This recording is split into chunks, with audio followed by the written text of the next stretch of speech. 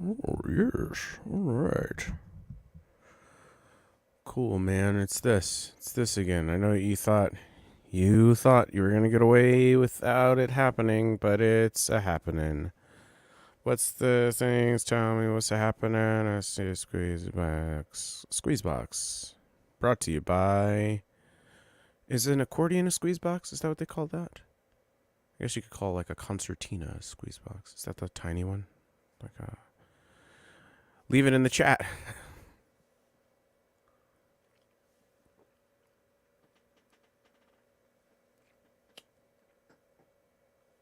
Okay.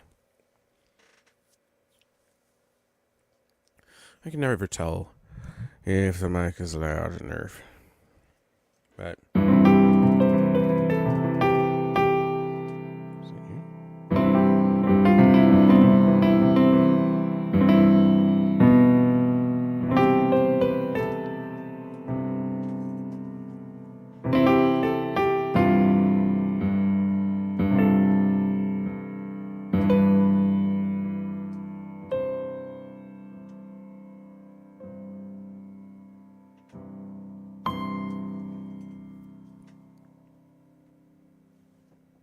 Something's rattling. I can't tell what it is.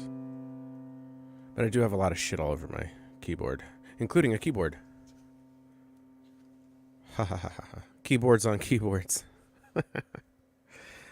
Hilarious. I'm so funny. Oh my god, they should give me my own show.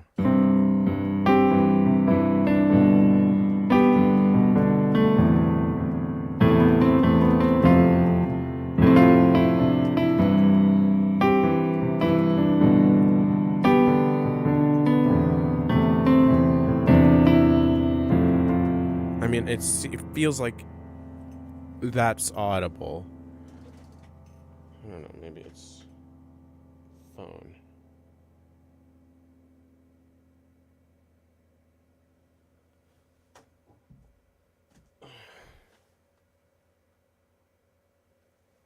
All right.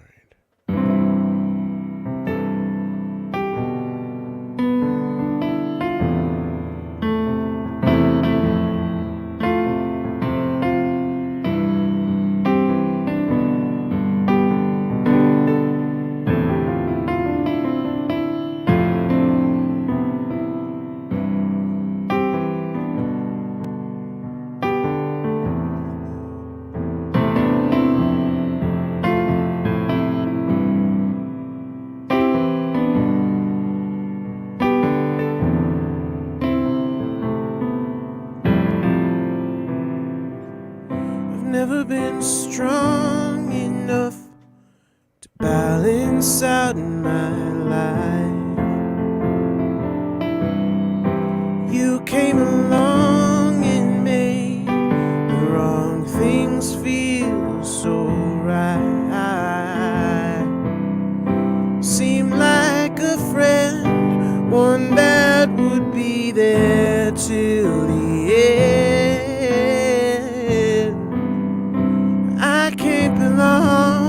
Without your presence by my side, I'm a sucker for your touch.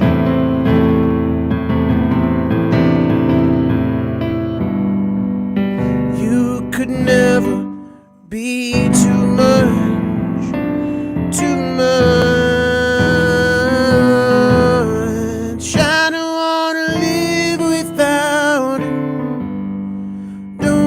What it takes to say goodbye. Don't wanna think about it, no. Don't know if I could or I'd try.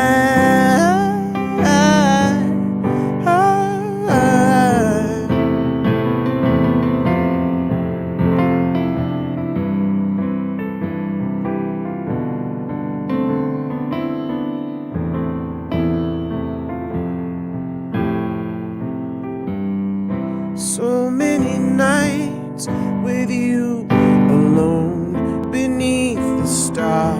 I put up a fight at first, too hard, I keep you around because the silence gets so loud.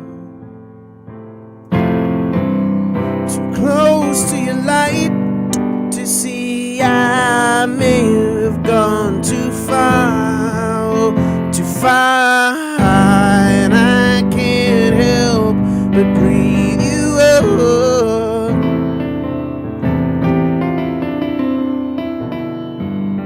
In so deep, you're in my blood, my blood. Could never live without it. Don't have what it takes to say goodbye. And I don't wanna think about it, no. Don't know if I could. We'll ride and try. You stained my lips, and now all my chips are down. I could never live without you, no. Without you, yeah, without you.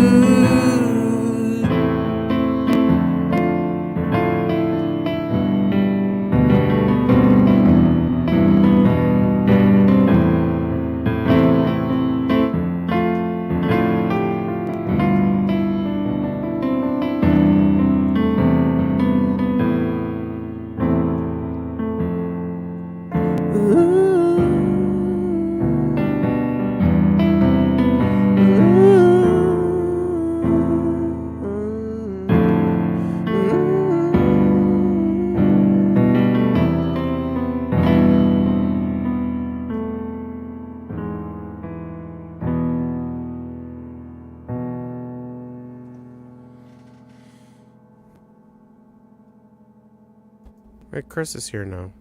Hi. Hello. Apologies for the lateness of the latest. How dare you? I remain the worst. Yep. I had preparatory things to do and didn't get to do those things until I got to do those things, and then I did those things. Now I'm here. You want to plug your show for all the nobody? Yes. Hey, everybody, listen up. All of you. Hi, nobody. None of you. Hey, nobody. Hey. I am playing the 43rd annual gathering of the Chafies. A gathering at Chafies, or as I call it, the gatheredness at Charfies. It's not a bunch of people who are like real chafed, like they're wearing their pants are too tight or they don't breathe, or they have some sort of rash. It's not that. Not to my knowledge, but well, you should do a survey for science. I will. Survey says, ow. When I found out how those fucking Family Feud surveys worked, I lost my goddamn mind. They didn't even poll the audience. It's just random ass people on the street. Oh yeah, just people on the street. People on the street.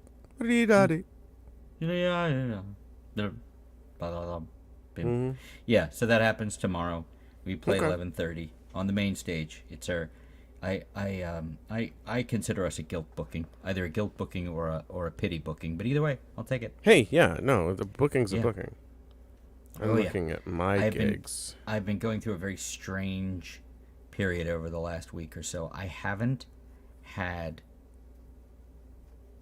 pants with a belt on in a week. I've just been wearing track pants. Oh, God. I've been leaving the house, going to the store, seeing people in track pants. Are you the Joker?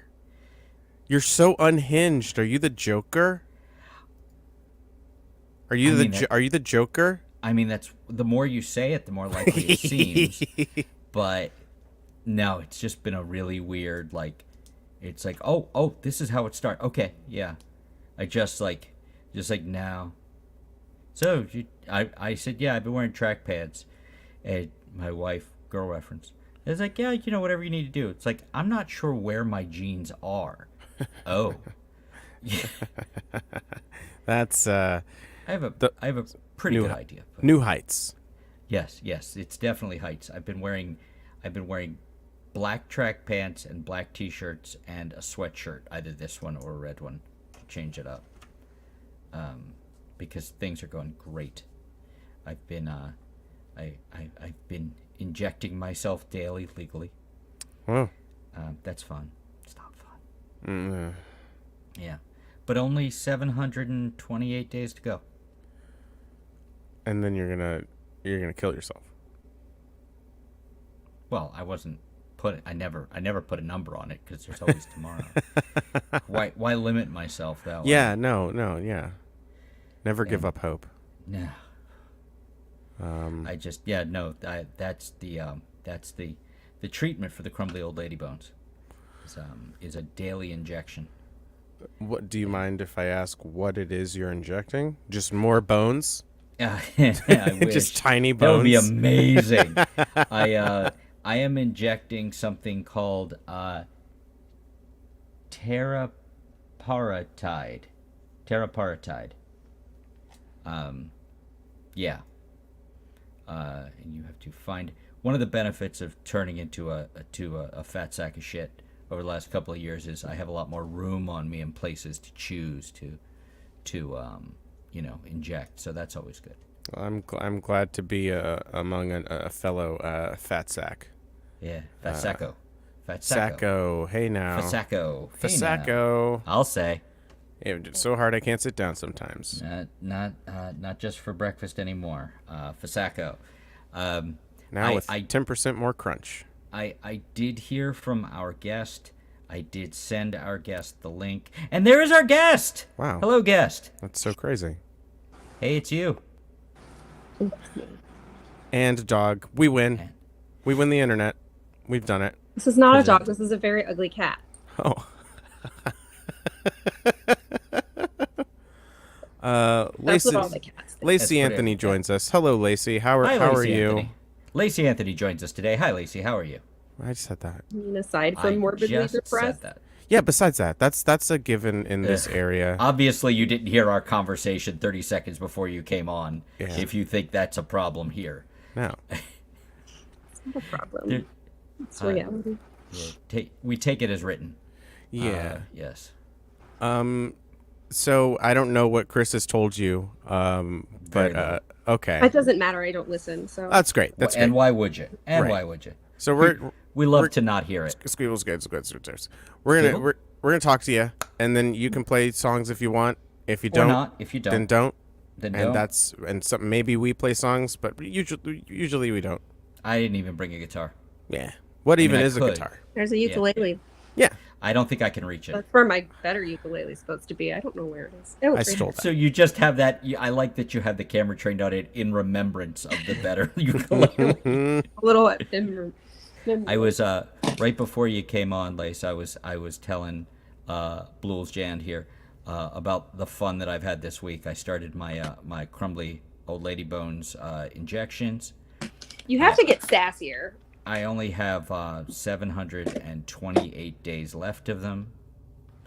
And he's like, and then you die. I'm like, I don't get to put a number on it, I'm afraid. What you doing there, Blues? Oh, you're muted. And you're Oh. not telling. Look, Blues. Should I get my headphones? There's some. I mean, I think you sound fine. Are you hearing us okay? Obviously, headphones are better than not headphones, but it's your call. Right. I don't think they're charged. Yeah, Blues, you're muted there, friend. You have muted yourself out. Will you unmute yourself? He just took himself out. Well, this is awkward. Now we have to talk to each other. A terrible idea. Good call. Oh, did you go and find it? Or is that the other one? The case was next to my bed. You make a good case there. I'm not happy about that one either. Shouldn't be. So did you go for headphones or no? I'll go get them. I'll just stay here and talk to myself and all of the... Hey, he's back. Basically the same. Blues, talk to us. Please, Blues. Can you hear me? I can. You were muted. I can't hear you. You can't hear me? Well, No you're idea doing it what's wrong. going on. I don't know either. Okay. I'm gonna boot myself Oh, again. we'll miss you. Where's Sean? I miss Sean. Hey, it's you. Well, this is This might be our best stream yet. I should have brought a guitar. That was riveting, by the way. I know. I do good work. I yawned, and then I came back. And then it's just me. And then she went away and came back. So, Justified is a show I enjoy.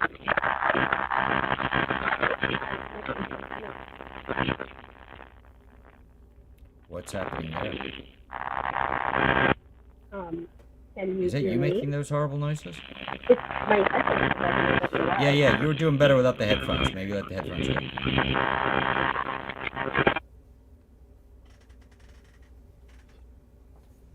And now we can't hear you. And now Jules is gone. Can you hear me now? Yes. It's quieter though. And it's on a delay. Nope, you're gone again.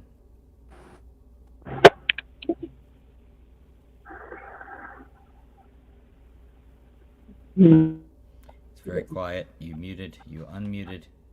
It's also very exciting.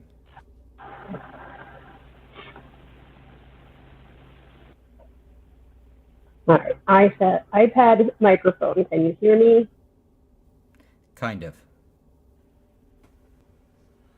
Oh, Mr. Name is I back. can hear you. Good. Can you hear me? I can't. can. I can't hear anybody else. I don't Can know you what's hear happening. me? Can You anybody can't hear me? Am I just talking to the ether? Well, this is annoying. This is great. Yeah. This might be our best show. Does my mic sound better now? It does. What did you That's do? weird. I just turned my headphones off, but it was the same iPad mic in standard setting. It won't let me change because the iPad and iPhones now have a thing where you can set the mic mode, standard voice isolation, and wide spectrum. So I can pull that feature up, but I can't actually change it.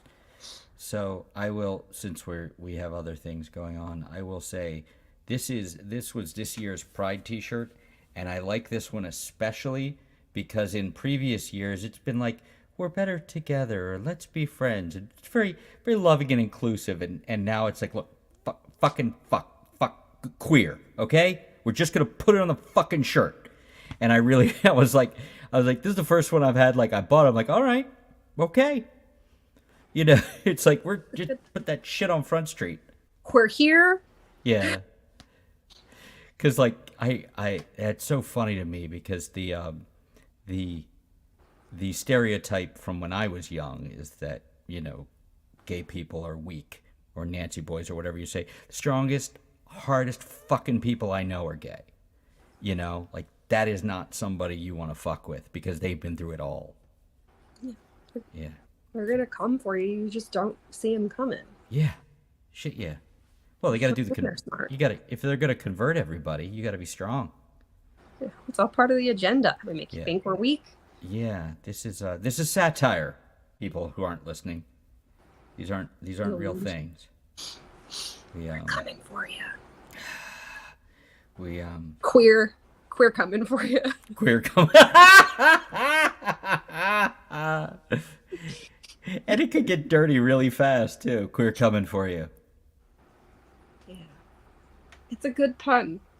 Get a lot of longevity with that. Yeah. Queer coming for you. That's I appreciate, you know what? I appreciate quality work. When somebody puts the time in, I appreciate the quality work. I do. I do. Yeah. I have to put things together for tomorrow. We're going to bring our beautiful, irritating children with us. They're not really that irritating. It's probably me. So he's still there. He's still doing things in the background. Yeah. I wonder if he can hear us. I can hear you. I just I was mirroring the camera because it was weird to me that it wasn't mirrored. So. No. Is he back? Can either of you hear me right now? Yes. No. Okay, Chris, I can't hear you at all. Well, I think you might be But doing you're it wrong. coming through on the actual stream, and for some reason Lacey can hear you, and it's very strange. Do we want And to there's start? nothing I can really do about that. Again? See, I can't hear anything you're saying right now. Can you hear? Can he hear you? I assume you're talking Lacey? and not just doing a bit. I don't know if he can hear me. Can you hear me? Can I hear you? Well, clearly he can hear me, and I can hear him, Okay. and I can hear Chris. Wow, this is the weirdest game Okay. of telephone ever. Well, do you want to play what the Australian people would call Chinese whispers? What? That's what they call telephone. Tell him that I said telephone Because Chinese he people, and I are they kind of the whisper same like person. that. So I guess that's They're just vaguely racist. fact-based. Okay. Well, I have a wholesome story about whispers to share to like deal with that. Do you Okay. I do. Yes, please. Yes, So and please do that. I work with the little kids, and the group that I primarily watched, these 3 little girls. So this was a couple years ago. They were like going on 2, 3, and 4. And the older 2 had started to figure out the concept of whispering. They understand that you talk like this when you whisper, but like didn't really master that you bring your volume down as well. So they would just like whisper back and forth all the time, trying to set parameters around that to reinforce kindness and just like not being annoying. So some of the rules were you can't whisper things that are unkind, and you can't whisper to exclude other people, and you can't whisper to try and sneak attack your dogs. Don't do that. Don't sneak attack me. Also, you're bad at whispering. I'm going to hear you anyway. So they're only allowed to whisper nice things. So they would start whispering, and I'd be like, what are you whispering about? And they'd be like, oh, just nice things. And one day this happens, and I listen in, and one of them just goes, you are my heart. Oh, wow. And I was like, that is such a nice thing. That's so nice. That's much better than my thing, which was racist. Yes. So I needed to balance out the world, that whenever I think of whispering, I can't even think negatively anymore, because I just think of this little child be like, I'm just going to whisper nice things. You are my heart. That's so great. Oh my God. I love them. Yeah, children, we believe that children are the future. Chris, get out of here. Okay, he's gone. Now we can talk about him. And he's back. Chris, say something. We can talk about Chris, whether he's here or not. I'm here. Yay, I hear you now. Can you hear me? Hey, I have one. The 11-year-old now. I will start to get irritated, and he will just come up and hug me. And now it's turned into a game where I'll start making monster noises, like I'm upset. Sorry to bore you, Lacey, with my dumb story about my wonderful child, but I'll be making like Godzilla noises, and he'll go, oh, and he'll run over and he'll hug me, and I'll try to get away, and I'll hug him, and then, and I've made a point of like, and then the parenting brain kicks in. I'm like, now, so it's not your job to make me feel better. It's my job. But this is still really nice. Yeah, like, and please never stop. I really appreciate this. You don't know how much. But yeah, I don't want to break you because of this. Right. You've already got, enough things going against you from your parenting, so, Children are a delight. They can be. Pressured. They can be. They're consistently better quality human beings than most of the adults I know. Sometimes. No, most often. I've only met one bad seed. And that was with all the time of like, as an adult and being an owner-operator of children and meeting other people's children. And I've met plenty of parents who suck, but only like one kid who like was really bad. Why does that keep happening? No idea. Because you suck. I mean, I've been doing at least part-time childcare for like 25 years. In that 25 years, there's been only one child where I'm like, that kid's fucking creepy. Never again. And one other child where I was like, I just can't deal with him. Oh, boy. He just broke me. He's a nice kid, but his name was Damien, and his parents should have thought better.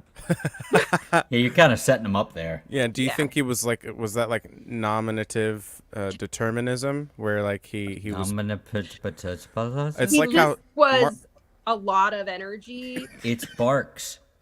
And Barks root beer. This brought to you by Barks. Woof, woof. Zero. Yeah. Woof woof. Whatever. Barth. Gatorade. It's got electrolytes. I don't think it does. I was talking about my Gatorade, not your. It's got tasty chemicals. It's what plants crave. It's what. What are you having? Are you having a liquid of some kind? Probably. Blues? Yeah. Probably some sort of liquid or something else. Or something else. Yummy, But is it non-Newtonian? That's when it's like. That's when it does like the thing that Mercury does. Like a cat. Yeah. It's like a It's solid that isn't hydrophobic? It's like a liquid, but it's not. Yeah. A cat is a liquid? Yeah, like the idea of happiness, like a liquid, but not a liquid. It's a lie. Right. Yeah, pretty much. Yeah. Right. Yep. Okay, well, Lacey, we have a couple segments. We do. We have a couple of segments. We have several segments. We have several segments. We have two. We have two. No, we have three. Okay. Did you get the text? Which Yep. reminds me. Yep. Did you? Yeah, there it is. Mm-hmm. Did you get the text I sent you? Yep. It's good. Thought of you. It's good. Yeah. Thought of you. Lacey, in A text for me, or it was for me. I mean, you can send it to her. Okay. I don't want to. Okay. Well, we have to see Sorry. if she gets a reference first. You have to explain this one. In Star Wars Episode 1, Smash Cut 2, the desert planet of Tatooine, a young Anakin Skywalker, whom we already know will become Darth Vader, he's a little slave boy, and so's his mom. Not a slave boy, a slave woman. Mom. That's his mom, but she's also a slave. You get it. So she's a mom. She's a mom.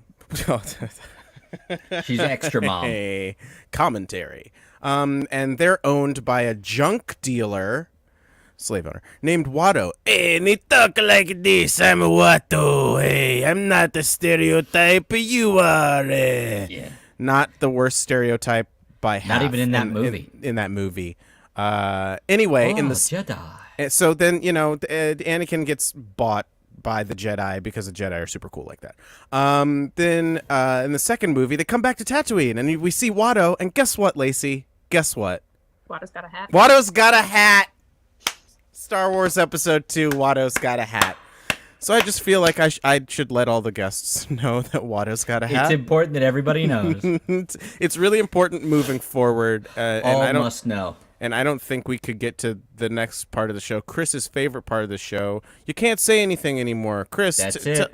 tell them how you're not allowed on college campuses because You can't. women. well, You can't even compliment 'cause women anymore. All the way with people with their saying of things and it's the woke and it's mind not virus. our fault that you can handle the truth Okay, as we that's see enough. it. We're I good. didn't like that game. I never feel good about that game. We- Finally, a middle-aged white guy gets to voice his opinion on the internet. Fucking finally. Yeah. We're out of here. Yeah, I was gonna comically boot Lacey and I from the stream and just let you keep going. It's all I've ever wanted. Yeah. No, but we do have a segment on the show where we like where we find like out to more find out things about people, and we talk know over each things. other. It's just Where we nice, we, it's and important, we and do we it. like to talk to each other. So once we because talk over each other things and do happen, that, then we I haven't ask heard a word you. you said for the last 20 minutes. It's okay, yeah, for real. It's really just. And she's You gone, bastard and woman! she's back. I don't know if that is on purpose, but it is quite good. It was willed with my Jedi mind. Oh, Touch there. it. Hey, that's good. The It's probably Jedi. the Sith Hey, Jedi. giving me powers now. Well, that's great. And Then you will die. oh, that's good. That's good. We have a segment where we like to A very important segment where we ask you a very important question. when we talk over and each you, other. and you answer the question however you see fit. What is the and question? the question is, Lacey Anthony, what's your fucking deal? Hey, what's your deal, man? What even is this? What's going Yeah. on? What's your thing? What's your deal? I'll make you Where'd bigger you than do? us. Where'd you from? Now you're How'd bigger you than go? us. And now Tell us. boot us from the stream. Tell us, Professor Hulk is my idol. Who? Professor Hulk. Professor Hulk. I am angry all of the time. Oh, okay. I'm there with you. Yeah. That's the trick, Cap. Angry all the time. Yeah. And then she just like, just turns everything back. Interview over. yeah, man. Hulk smash. Professor Hulk. Queer. calculated. Yeah. Did you watch the She-Hulk That's what I was about series? to ask. I have not actually. Oh. It isn't Does it great, work? but it's got some moments. It's one and of there's the, one it's- like that. It's one of the better of the Marvel series. I'd say Mm-hmm. it's like top 4 that Yeah. have come out. And sometimes Daredevil. Very mixed feelings about Daredevil. Overall, I felt like it was good. The Netflix series, it was the good. Netflix, but I just always felt kind of perplexed by their casting of Matt Murdock, and they made him so bird-like. I all thought the he was time. great. He acted it well. I just kind of grew on me, but I just thought, I thought it was like.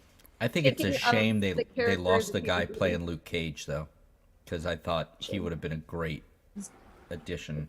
Why do you think that? I About thought he was a good actor. No, I mean, why do you think that he's not going to be Luke Cage again? Oh, they did the thing where they said he's not going to be, and I chose to not give it any more thought than going, oh, they're not going to do it. What? I thought that was still undecided. Is that a recent thing? No, maybe it's outdated. Who's to say? Because like, it's pretty. It's all but confirmed that what's her nuts is back as Jessica Jones. Is that right? Yeah. the bitch from Apartment 23. Yeah. Yes, I don't that's trust. the I one. don't trust her. Can't trust her. Oh no. I tried to watch that show. It was on Hulu. It's an ABC joint, and so the mouse. Excuse me. No, never. But they aired the episodes out of order. That's fun. They fireflied it. Yeah. So like, and I'm not gonna like. I don't understand. Yeah. What happened? You had to bring up Firefly. Oh yeah. Sorry. You don't like Firefly? I love Firefly. Wasn't enough of it. Well, I don't care for his work, but Joss Whedon's workplace etiquette. I think that's something we all can. That's something we can all live up to. He's a terrible man. He's terrible. He's a sex pest. Yeah. Oh, Yeah. I think he's worse than a pest. I mean, yeah. I mean, he's like a He wasn't was allowed predating. to be left alone in a room with the then 15-year-old girl on the show. Oof. That was an understanding on the show. Yes. Gross. Yikes. And he has learned nothing. Yeah. Yeah. Well, it's a shame. All he has to go home to is millions and millions of dollars. Yes.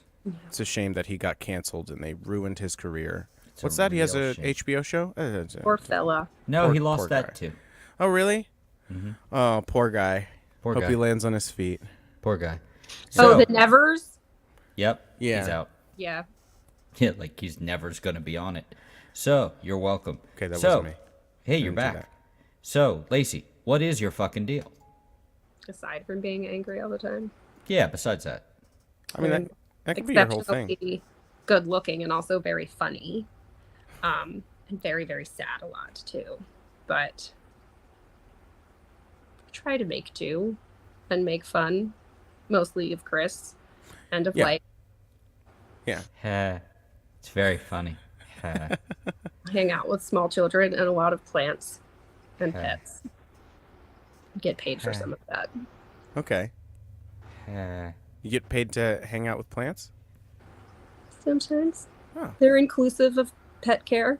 Oh, yeah. You gotta water plants and take care of pets. Make sure the pets don't water the plants with their urine. Sometimes they do, and then you have to like put foil and try and deter them. It's Oof, a lot of problem solving. man. Cats. Cats, am I right, Chris? Fucking love them. Am I right? I like So- some cats. All cats. Yeah. Hashtag not all cats. All cats. Finally, you made it to the Matter. hashtags. God damn it! Why did it take so long? Chris, do you have a dog, correct? Oh, Unfortunately. dog has him. Oh, well, yes. They have each other. The- And do you have my heart? That's a callback. You are my heart. Oh, You are my heart. yeah. See, that's a different. Better? That's different. A little bit of a different tone. If we could get like just a couple alts, but that's great. You Okay. are my Just gonna keep going. Some heart. who There have it is. unusually low voices, and they're amongst my favorite children. It's very entertaining. I My don't know. little brother was one of those. When he was like 6, he had his tonsils out, and his voice got really high all of a sudden for a short period, and it was very funny. That is weird. How low we talking with these voices? Like Vin Diesel? Wouldn't say he was like a baritone, but just Lower than a little kid like that age. Froggy from like a Oh, That's the like little low and a rascals. little husky. What a little rascal. Okay, all right. And Huh. just now he's all grown up. It's weird. I don't like it. How's the voice on that kid now though? He sounds like a normal person. Ah, that's too bad. You'd hope it would go the other direction. Yeah. You know, like Benjamin Button's disease. Really weird. Yeah. Your voice, yeah. I'd love to hear a kid start talking like, like late stage Leonard Cohen, and then end up, with like a high pitched helium voice. That'd be cool. Yeah. Cool. Hey, Chris, get on that. I'm on it. Cool. Good. I've been rewatching Rugrats with the children. Oh boy. Care of. I'm just I thinking wanted of to get the back to baby Phineas and one. Ferb. That one's pretty good. Rugrats has That- held up pretty well. Phineas and good. Ferb, I was amazed. The kids turned me onto it a few years ago, and that was one of our big like COVID comfort watches. I'm like, this is the best, and it has a better ending than a lot of shows. It's like genuine emotional payoff, like it feels earned.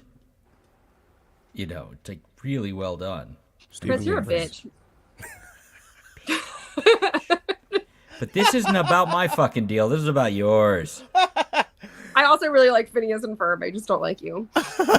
Beautiful, beautiful. See, I'm thing. very funny. Yeah. No, I'm here for it. This is why I wanted you on the show. It's Yeah, literally you were pushing this. pretty hard. Like, get her on the show. Yeah. I'm a keeper. Producing. Producing. I think I have a guest for next week. Oh yeah, lined anybody I know? up. No. that's Good night, everybody. Are you kicking her out? No, or no. no. That's I her. think this is just kismet. Steven Universe, I would say, is the best kids show Did you watch Phineas that and I've Ferb? seen. Yeah, I've seen probably I've seen a few seasons of it. Yeah. I watched some Steven Universe with one of the kids. Got really into it, and what I saw seemed a little muddled. Did I just need more context? Yeah, I mean, it really hits the ground running when it starts off. Like, it just drops you in a universe, and then like if you In a Steven Universe? You're not. oh my garb. So it kind of drops you, in the middle of a Wait, sorry. I wanted to be involved in the hair pulling as well. Yeah, you help put out the fire too. Who wants a little plastic hat? John Mulaney. That's such a good bit. Anyway, it does drop you kind of in the middle, and if you've seen, like, if you've watched through the show or watched a hefty amount of the show, then you will realize that, like, the world building is so dense and preordained, and like every other character on the show is queer coded, which I didn't even realize because I'm cis straight man. No, nobody is. What? A Nobody. cis? Straight cis- doesn't exist. Straight's not real. Okay, well, good to know. Oh, we solved it, everybody. But there are only two genders. Good night, everyone. Good night. Only two. Good night. I was working on my rules of the universe the other day. These are the things that I believe fundamentally. First of all, everyone is a cat person, whether they know it or want to admit it or not. They just Bullshit. give it a shot. I'm going to Everyone is stop at you right least there. a little gender fluid, whether you know it or want to admit it or not. What is straight and norm is divergent. Okay, these are all good. Approved. Chris hates it. But... Jules approved it. No, Jules approved it. Okay, I have veto power, so Yes. yeah. Chris likes cats. Let's sneak up to Erie and just pile you with kittens. Kittens are not cats. No, not yet. They're No. cats. Kittens I'm fine with. Kittens I'm fine with. Kittens are fun. Kittens are sweet. If there was a trade-in program where you could give just them perpetual back, kittens. yes, perpetual kittens. That's what, Permakitten? that's what it should be called. Perpetual kittens or perma kittens or whatever. Something. Yeah, it should It's be an not app. a bad idea. You got to Brooks admit. is kind of like a permakitten, just really ugly. He's so little. Whatever you have to tell yourself, man. I mean, when I do see little dogs, I'm like, just get a cat. But that's, Well, I do a lot of cat sitting, and I have cats. Brooks is always around them, and cats typically have a really funny reaction to Brooks, where they're kind of just like, fuck for a second, and then they're all like, that's not a threat, that's just an ugly cat. Like, that is, I believe, confidently the narrative, because it's just consistent. That's just an ugly And cat. they don't care. That's just an ugly cat. Smells bad too. that's pretty good. I have to take a cable with me, just in case. Is it a cat cable? Yeah, it's made of cat. Very tiny cats. It does kind of irritate me when I run my thumb over it, so it could be cat. Are you allergic to cat? I want No, to learn. just irritated by them. I want to learn needle felting so I can make cats of my cats, Now you just make it up and words. then I'll really just extra commit to being single. What is needle felting?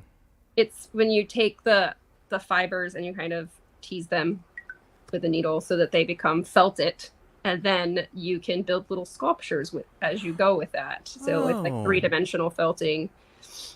And I think my sister did something like that. She's Yeah. very seamstress. Ah, needle felted artwork. But, you could spin thread or make felt out of cat hair just fine.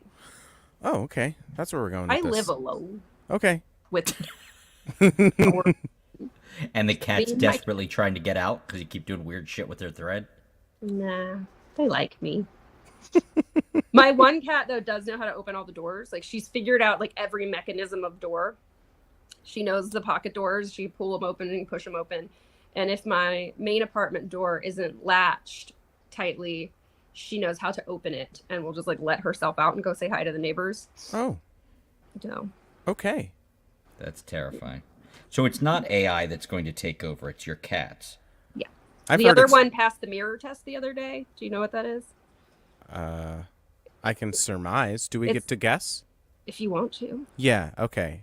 Chris, would Do you they like to start guess? singing? Do they start singing the Tommy musical about go to the mirror, cat, and they go and they smash the mirror, and then suddenly they could see and hear, and they start singing, and they look like Roger Daltrey?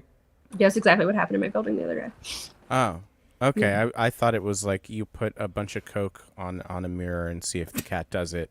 Yeah. And then if you do, you narc. My if cats they are do, straight edge. you narc. Okay. Okay. You All know, right. catnip's legal. It doesn't count. And anymore. if it works, you spend 3 hours in the bathroom together talking about classic rock. No, so the mirror test is an intelligence test they do with animals to see if they're able to recognize themselves in a mirror as a measure of intelligence. So, like, most birds pass the mirror test. Most primates pass the mirror test. Some cats and dogs do. And I was surprised the other day. I had some mirrors on the ground. I was planning how to hang them, and my one cat, who I thought was kind of stupid, came over and clearly engaged herself in the mirror. And she's, of my 3 pets, the only one I've ever seen do that. Like, she was like, "Oh, hey, me, what's up? Pretty good looking." And I was that's true. How do you know you? Like, this is kind of cool. I was excited to see that. Also, unrelated, but the mirror test made me think of it. Because birds. Did you know there's no such thing as a wild pigeon? Explain yourself. What? Pigeons are domesticated, like cows are domesticated. We don't have wild cows. They're domesticated. If there's a cow in the wild, it's fucking feral. City pigeons are just feral pigeons. Oh. Okay. Yeah. That's why they are just fine with people just literally walking up to them and almost kicking them. Yeah, they're not like an actual wild animal. They're just domesticated animals that have gotten out, proliferated, and are now considered feral. Cool. That's weird. Makes me so happy. That's It is so weird. okay. It's really weird. Yeah. And they're secretly really smart, even though they just can't help but look stupid. They look so dumb. God Really damn, they dumb. look so stupid. Look. Ugh. Just got those dumb little faces.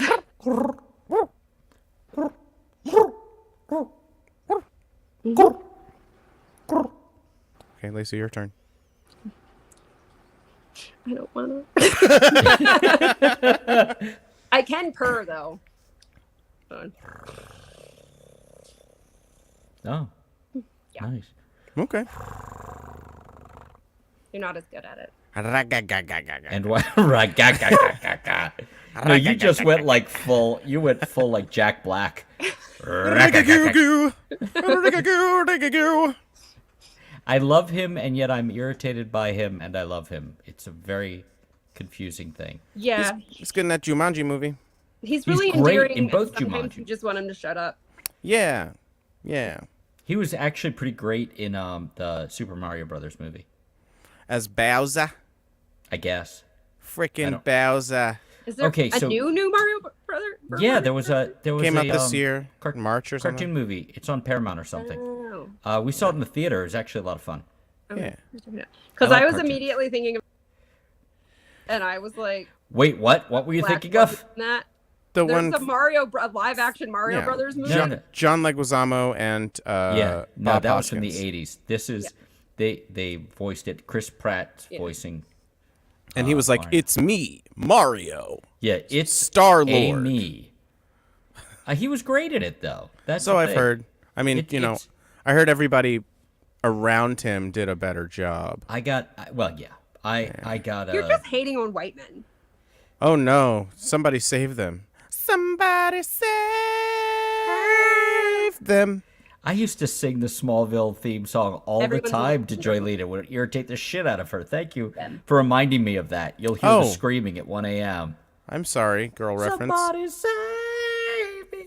Yeah, I was in a bookstore one time and I Brag said, about it. I sent more than once. I sent Jules a selfie of me with a big smile on my face, holding up a book called White Mediocrity, just like. Yeah, if I saved pictures of people on my phone, it would be it like as their face for the number. It would be that. But I don't do that You don't. Why not? because it's just something else to do. Yeah. Yeah, I know who you are from your name. Yeah, but you're doing so much with your time, is what you're saying. Yeah, guy. Yeah. Yeah, guy. I think Chris knows this backstory, but I a couple years ago was finally outed as straight to my family, and I was kind of disappointed. My family is hyper religious, and for like ever, I just kept them guessing, like very intentionally. It was just like, am I? Ain't I? And like they just thought that I might be a lesbian. did it and on would come up purpose? sometimes, and I would just be like, and yeah, it just left them constantly uncomfortable because they would never ask me outright. I don't think I knew that particular story, but that's That's stands to reason. awesome. Yeah, I would like Yeah. to dig down a little bit in that though, into your backstory, which I do know, but I don't think Jules does it much. I don't know Would you mind- shit. Would you mind talking? Well, yeah. Would you mind talking a little bit about your background and what happened to make you this unpleasant person? Oh, there's so much trauma. Goody. You know, somebody said something about, it's like, yeah, you were trauma bonded. I'm like, you mean bonding? Like there isn't, not- I don't know another kind. Existing is traumatic. That's How do you that's even what. bond? Yeah, Like, it's hard to be. You know. Well, for starters, I was an architect. Huh. That is what I went to school for. I co-ran a studio for 3 years with one other architect. I was very good at my job. I was also project managing by the time I left that industry at a very young age. But I got sick in a way that was fundamentally at odds with continuing on full-time work. And To be fair, I wasn't talking about that, In but that you role. could keep talking But about it. it's important because I didn't play music before then. And having to give up visual work because of my migraines is partly what propelled me into music. Because I could lay in a dark room and play music. That's true. And sing. And singing is something, somebody asked me, because I didn't start singing either until I was in my mid-20s. And somebody asked me why one time. And I was like, I was morbidly depressed. And she was like, you should maybe not say that to people. And I was like, it was the truth. Kept hyperventilating and being really sad. And then I just started singing to myself, and which I realized was something I did when I was really little and just stopped doing because I started writing instead. And then started doing again in my mid-20s. And now I sing for other feelings too. I don't understand what that means, but okay. I don't only sing when I'm sad. Like angry. For all of the feelings. Right. I haven't like started foraying into metal yet. Ah. I don't growl when I sing. Much. Yeah, there are video tutorials that I've seen employed on the YouTubes. Had a friend who was a drummer of a band, and then he no, not that one. And then he went on to be the front man of a metal band after we parted ways. And he was like, yeah, just like watch these tutorials on YouTube about how to like use your throat to make the without destroying it. Without destroying it, yeah. Yeah. So you could do it for, like multiple nights in a row, multiple weeks in a row. So it's doable. I just I don't know. I threw out my voice a couple times, like around the. Like a ventriloquist? At the end of 2020. Ventriloquist. I mean, at the end of 2019, and then in the middle of 2020, and I'm just like, oh, okay, no more overreaching for things. You got to stretch. Was this while you were still? Were you vomiting yet? Or No. Were you not yet vomiting? No. Is that when you were doing the super high singy high stuff? I still do that. What are you talking about? Well, you said you overstretched. Oh, I was recording stuff. It was something. It was for the mixtape thing. Yeah. And then I don't even think I released that track. Well, now you have to. No, probably not. Anyway. So about Chris, your upbringing. Yeah, what? Chris, you seemed like you had that wasn't the exact road you expected her to go down.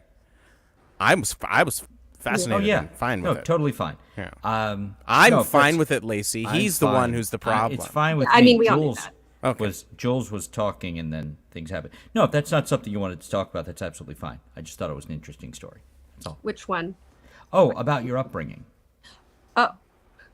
All of it? So much? All of it. The entire thing. Entire thing. Entire thing! Yeah, but not the elevator pitch. Not to leave of your the whole witness. deal. Again, this is the segment, but we want to get it into like a 15-second clip so we can put it on TikTok.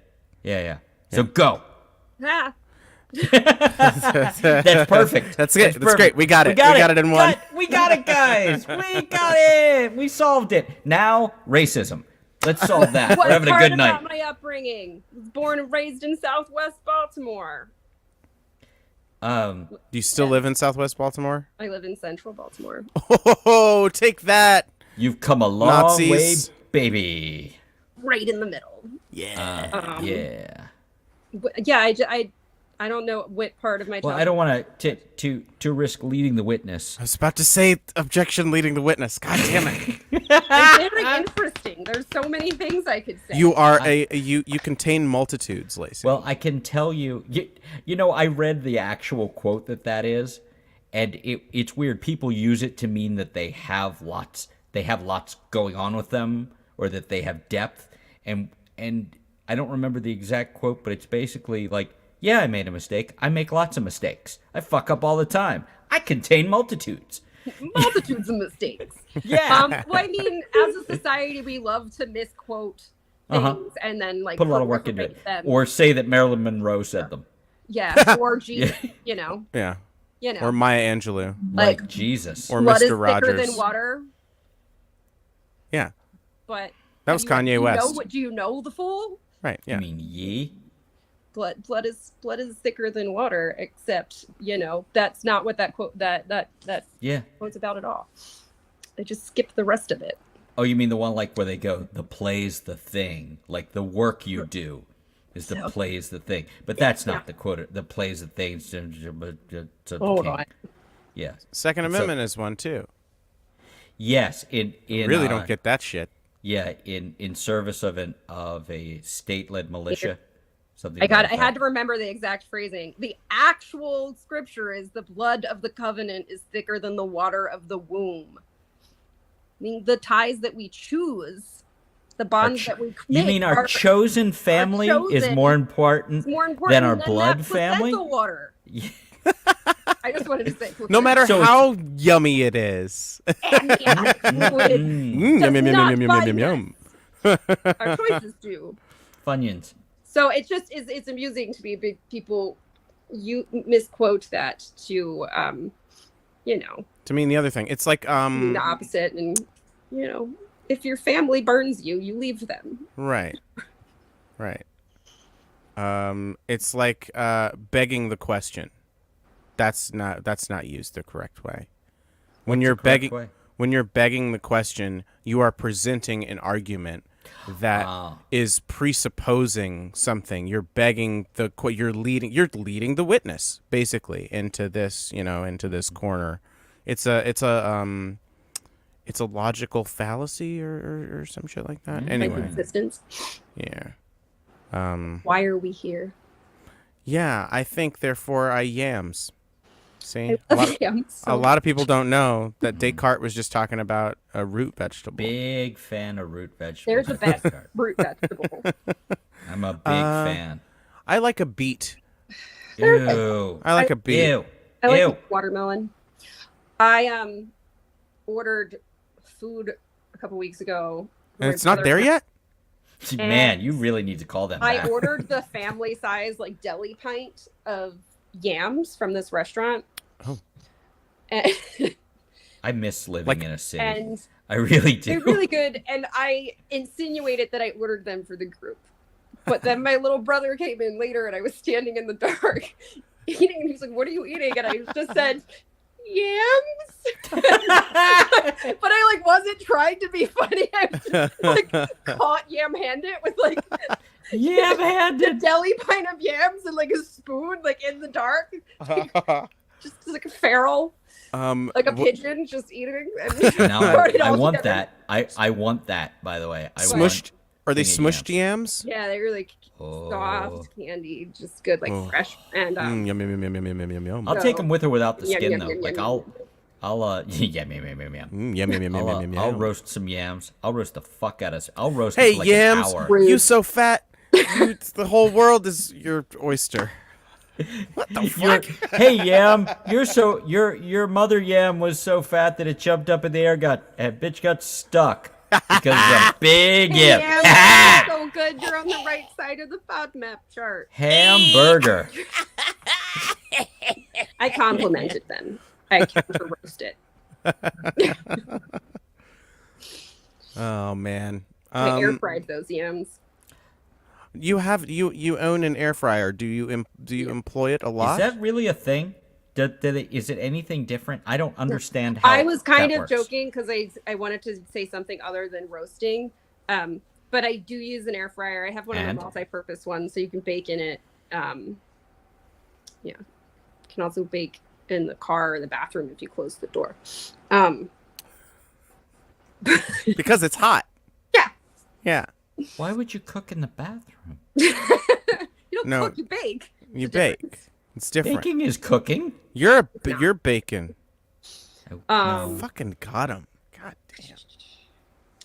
Yeah, I cook everything in the air fryer. At least I try to. I try to test it out. I like to experiment. Have you made cookies yet? I've cooked cookies before. But I have the one that has racks.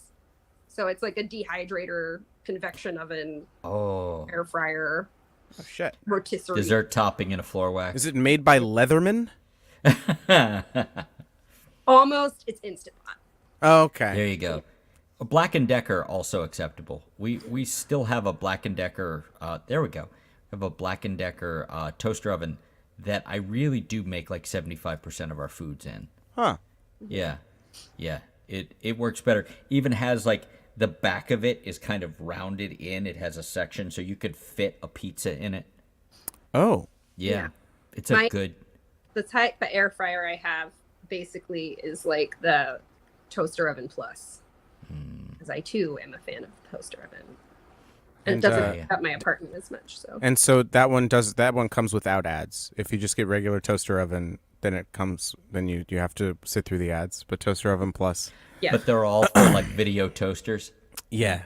Brave, There's a nice 30-year-old reverend. Brave. Little fly.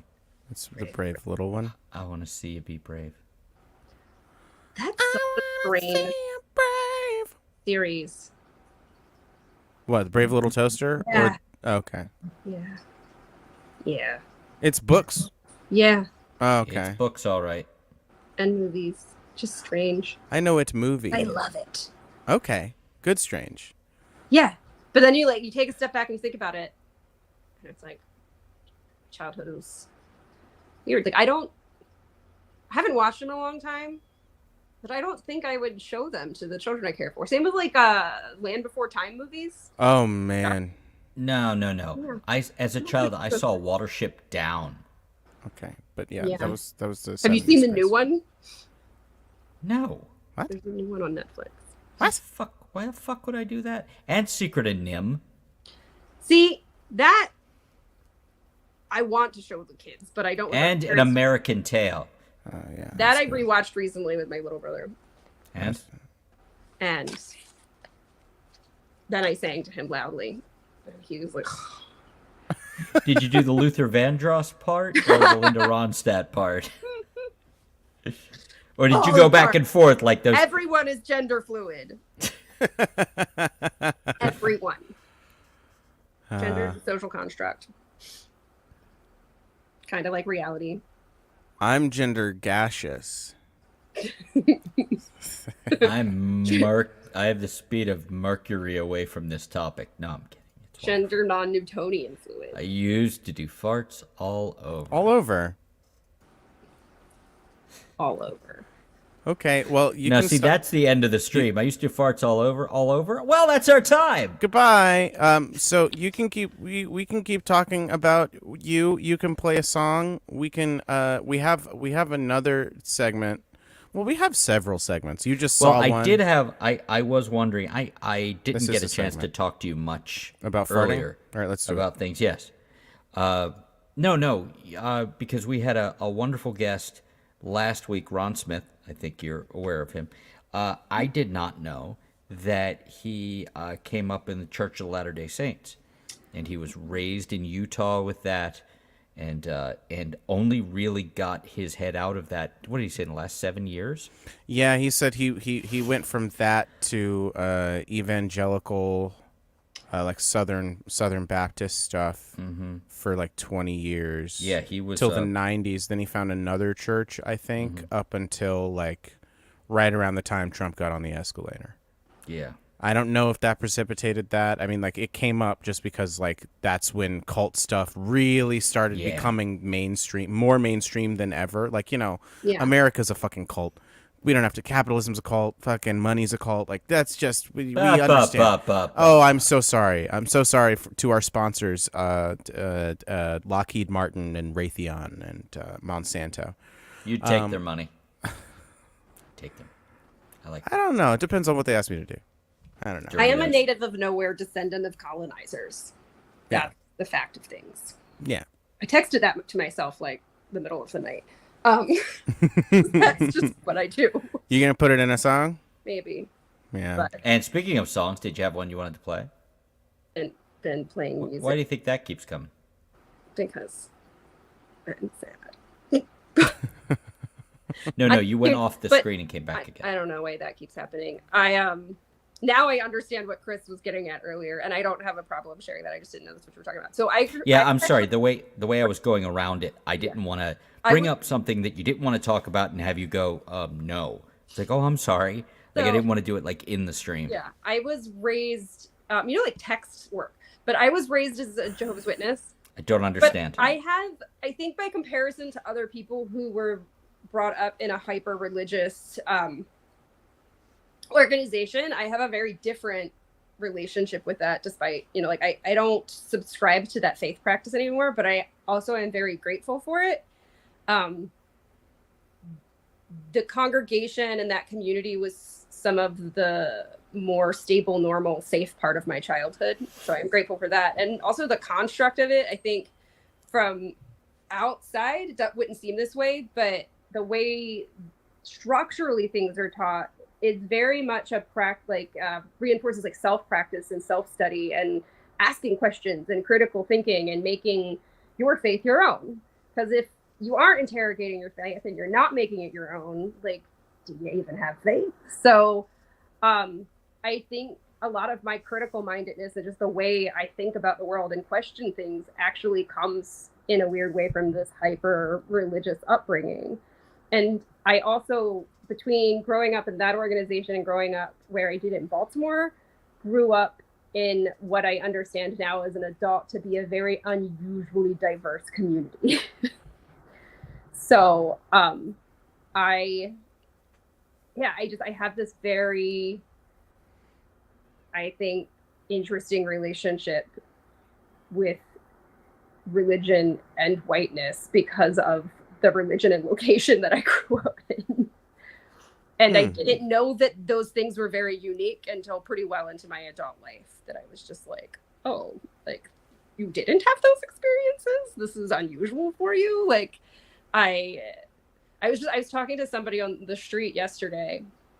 It was like, I don't know how it happened. We just started talking about horses, but he was also As from you do. Baltimore, and we were laughing because we were talking about the fact that when you're from Baltimore, you don't realize until you're an adult that it's weird that people just ride horses around the city. Just like random ass people and random ass horses is just a thing. Like not a cop, just like a fella with a horse. Around here, is that really a thing? That is really a thing. That like Shit. People just be like out riding their horse across town, and that was just normal. We also have what's called the Arabers. That is not a racist slur. Okay. That are horse-drawn produce. Good luck with that.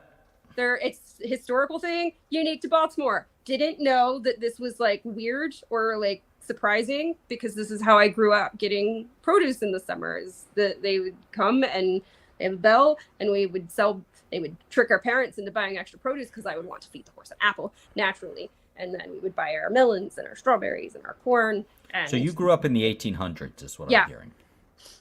But there was also ice cream trucks that would come too, and then Connor parents. Yeah, no, but the 1800s.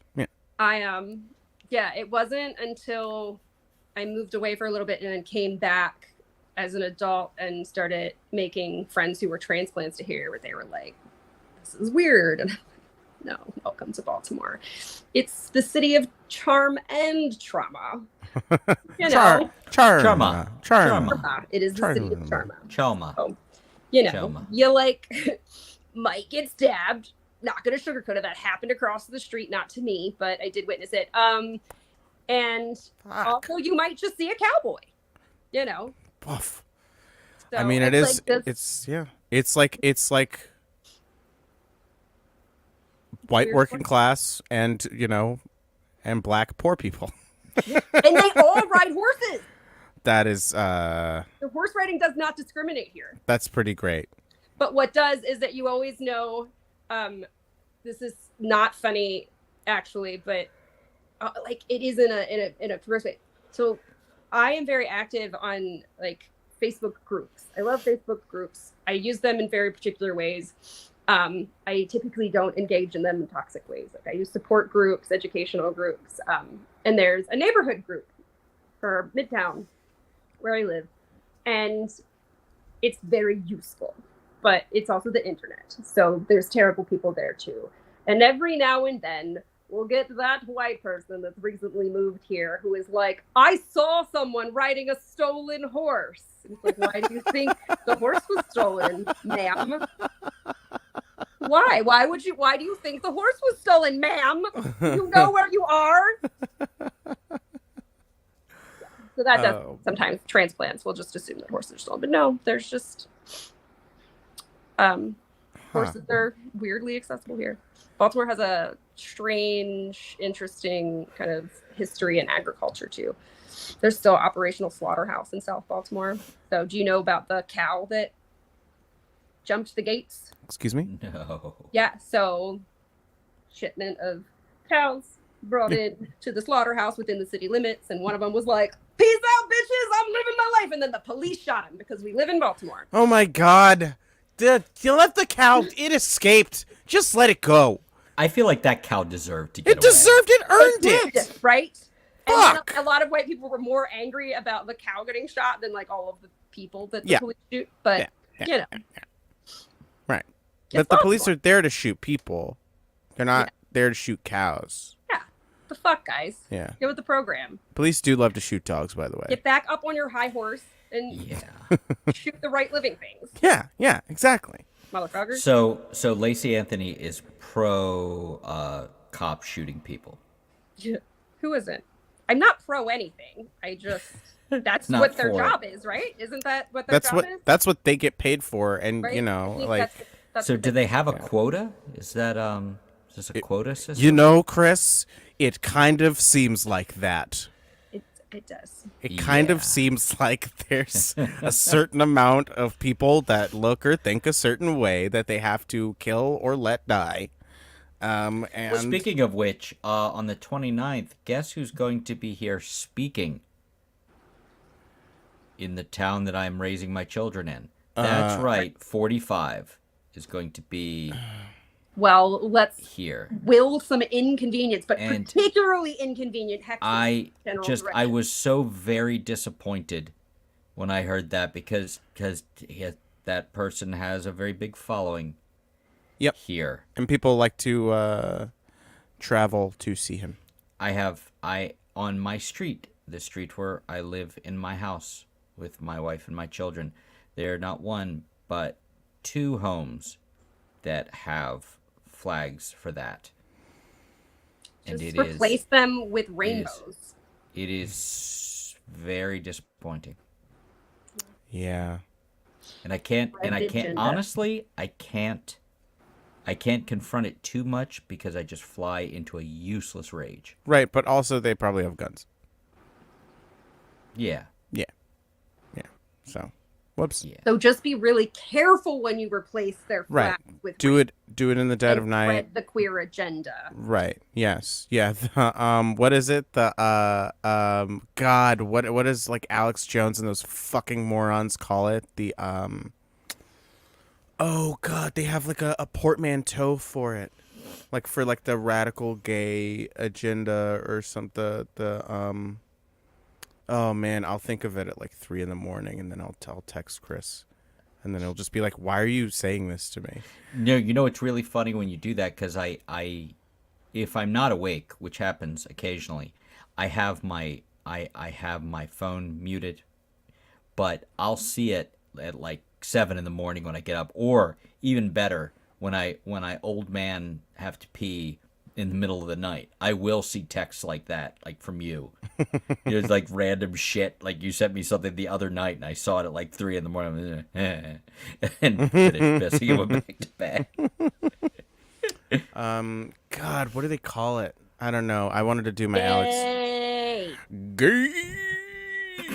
I wanted to do my Alex Jones impression of calling it that, but now it just seems unwarranted.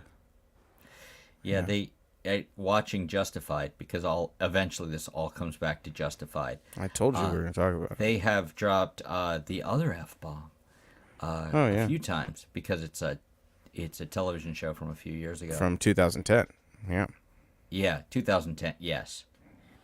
Again, it was. That's just the name of this segment where we talk about Justified. I'm not saying the use of that word was justified. That's exactly what Yeah. he's saying. Hey, everybody That's the who's F not word watching. that I don't say.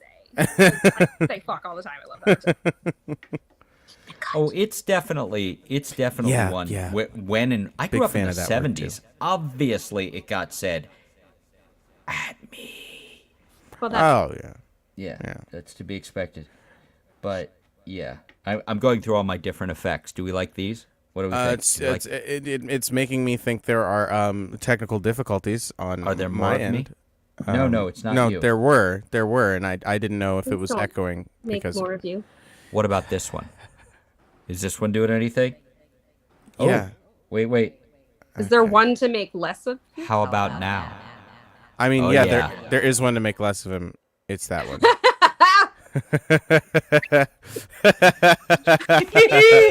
Oh, so this, I will. Okay, it's too much. It's too I much. will allow.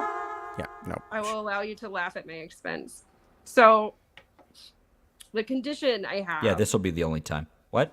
That the condition that I have, Ehlers-Danlos syndrome, that is like the onus of what fucks me up physically. The most obvious issue with that is that my joints are unstable in a way that they come out of socket sometimes with very little effort, and I have to like put them back in. Which was really weird finding out about that at 30, because this has been my entire life to suddenly realize that I had just been like popping joints in and out on my own my whole life and just like, that hurts. All right, I'm back. I'm moving.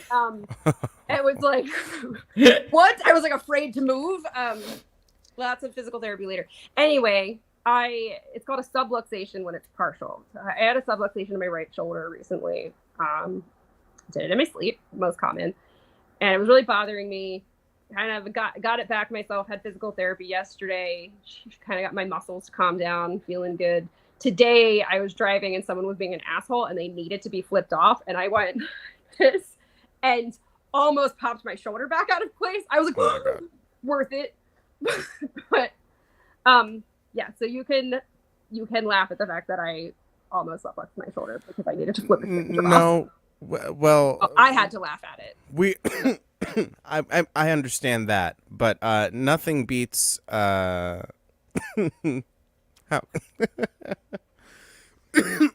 I'm simultaneously coughing and laughing at Chris. What did I do? Which We're one? gonna go to our famous segment. And I didn't yeah, say you could have a dust pass, man. Yes, you what are you did. doing? Yes, you Oh did. yeah, I totally did. I know that You know how that it was happened. broken by a farm girl. Yeah. Yeah. Although what is funny is when the Oyemi kids came up here, she was at the live stream, and they met her, and they went, "Oh, okay, That tracks. yeah, that makes sense." Yeah. No, I don't. She's I don't. actually the one running the show tomorrow that we're going to. Oh, so this we is have- that thing. Yeah, this is that thing. Okay. And we have our pity spot on the. That's why. That's why it's the pity spot. Okay. Yeah. Oh, I'm sorry. I thought that was clear. Yeah. I assumed, but then I thought the thing was called something else. Nope. So It's called the thing that it's called, and she's out, and she's back. I subluxed my wrist once, trying to fake out my Fitbit. I was like, I really wanted extra steps, but I didn't want to actually do them, so I was just like, shake my arm to get them, and popped something out of place. Did it go? Did your hand fly off and go across the room? Or? I've always wanted to be Go-Go Gadget. We all do. Sometimes We all when do. I want to reach something, I'm just like, Go-Go Gadget, arms, and it never works. But I do that with the Force sometimes. yeah. Yeah, or like telekinesis. You know. I'll do it. Just like- I'll do it sometimes when my 11-year-old is in the room and he'll hand me the thing. Oh, yes. Okay, so first of all, if you could pick a superpower, what would it be? Flying. It's difficult. Flying. I've thought about it. Flying Fly- used to flying. be my immediate Flying. go-to. Flying. Flying. But like Flying. if you have like Jean Grey level like telekinesis where you Well, can you like could do create a lots of shit, force yeah. field around your body to prevent you from harm, and And that know, you can use to fly? and you can use it to fly, like, you know, and then Yeah, you can lift other things. It's like Magneto but with everything. And like if you have Omega level of that, Yeah. do I get to choose the level? Because like I'll crank that shit up to 11, and then, you know, I'll just I I'll just have I don't understand people anything telekinesis. other than telekinesis, because Yeah. if you are telekinetic, you can bend all the elements. You're Right. making such Yeah. good points. Yeah, exactly. You're basically the Avatar. Yeah. But In but here, with everything. did you ever? Did Yes, you I got get? the movie posters. Yes, I yes, yes. can't believe you didn't respond. I was in the middle of probably you weren't. drinking. No, you weren't. Oh, yeah, that's not like me. Hold on. Excuse No.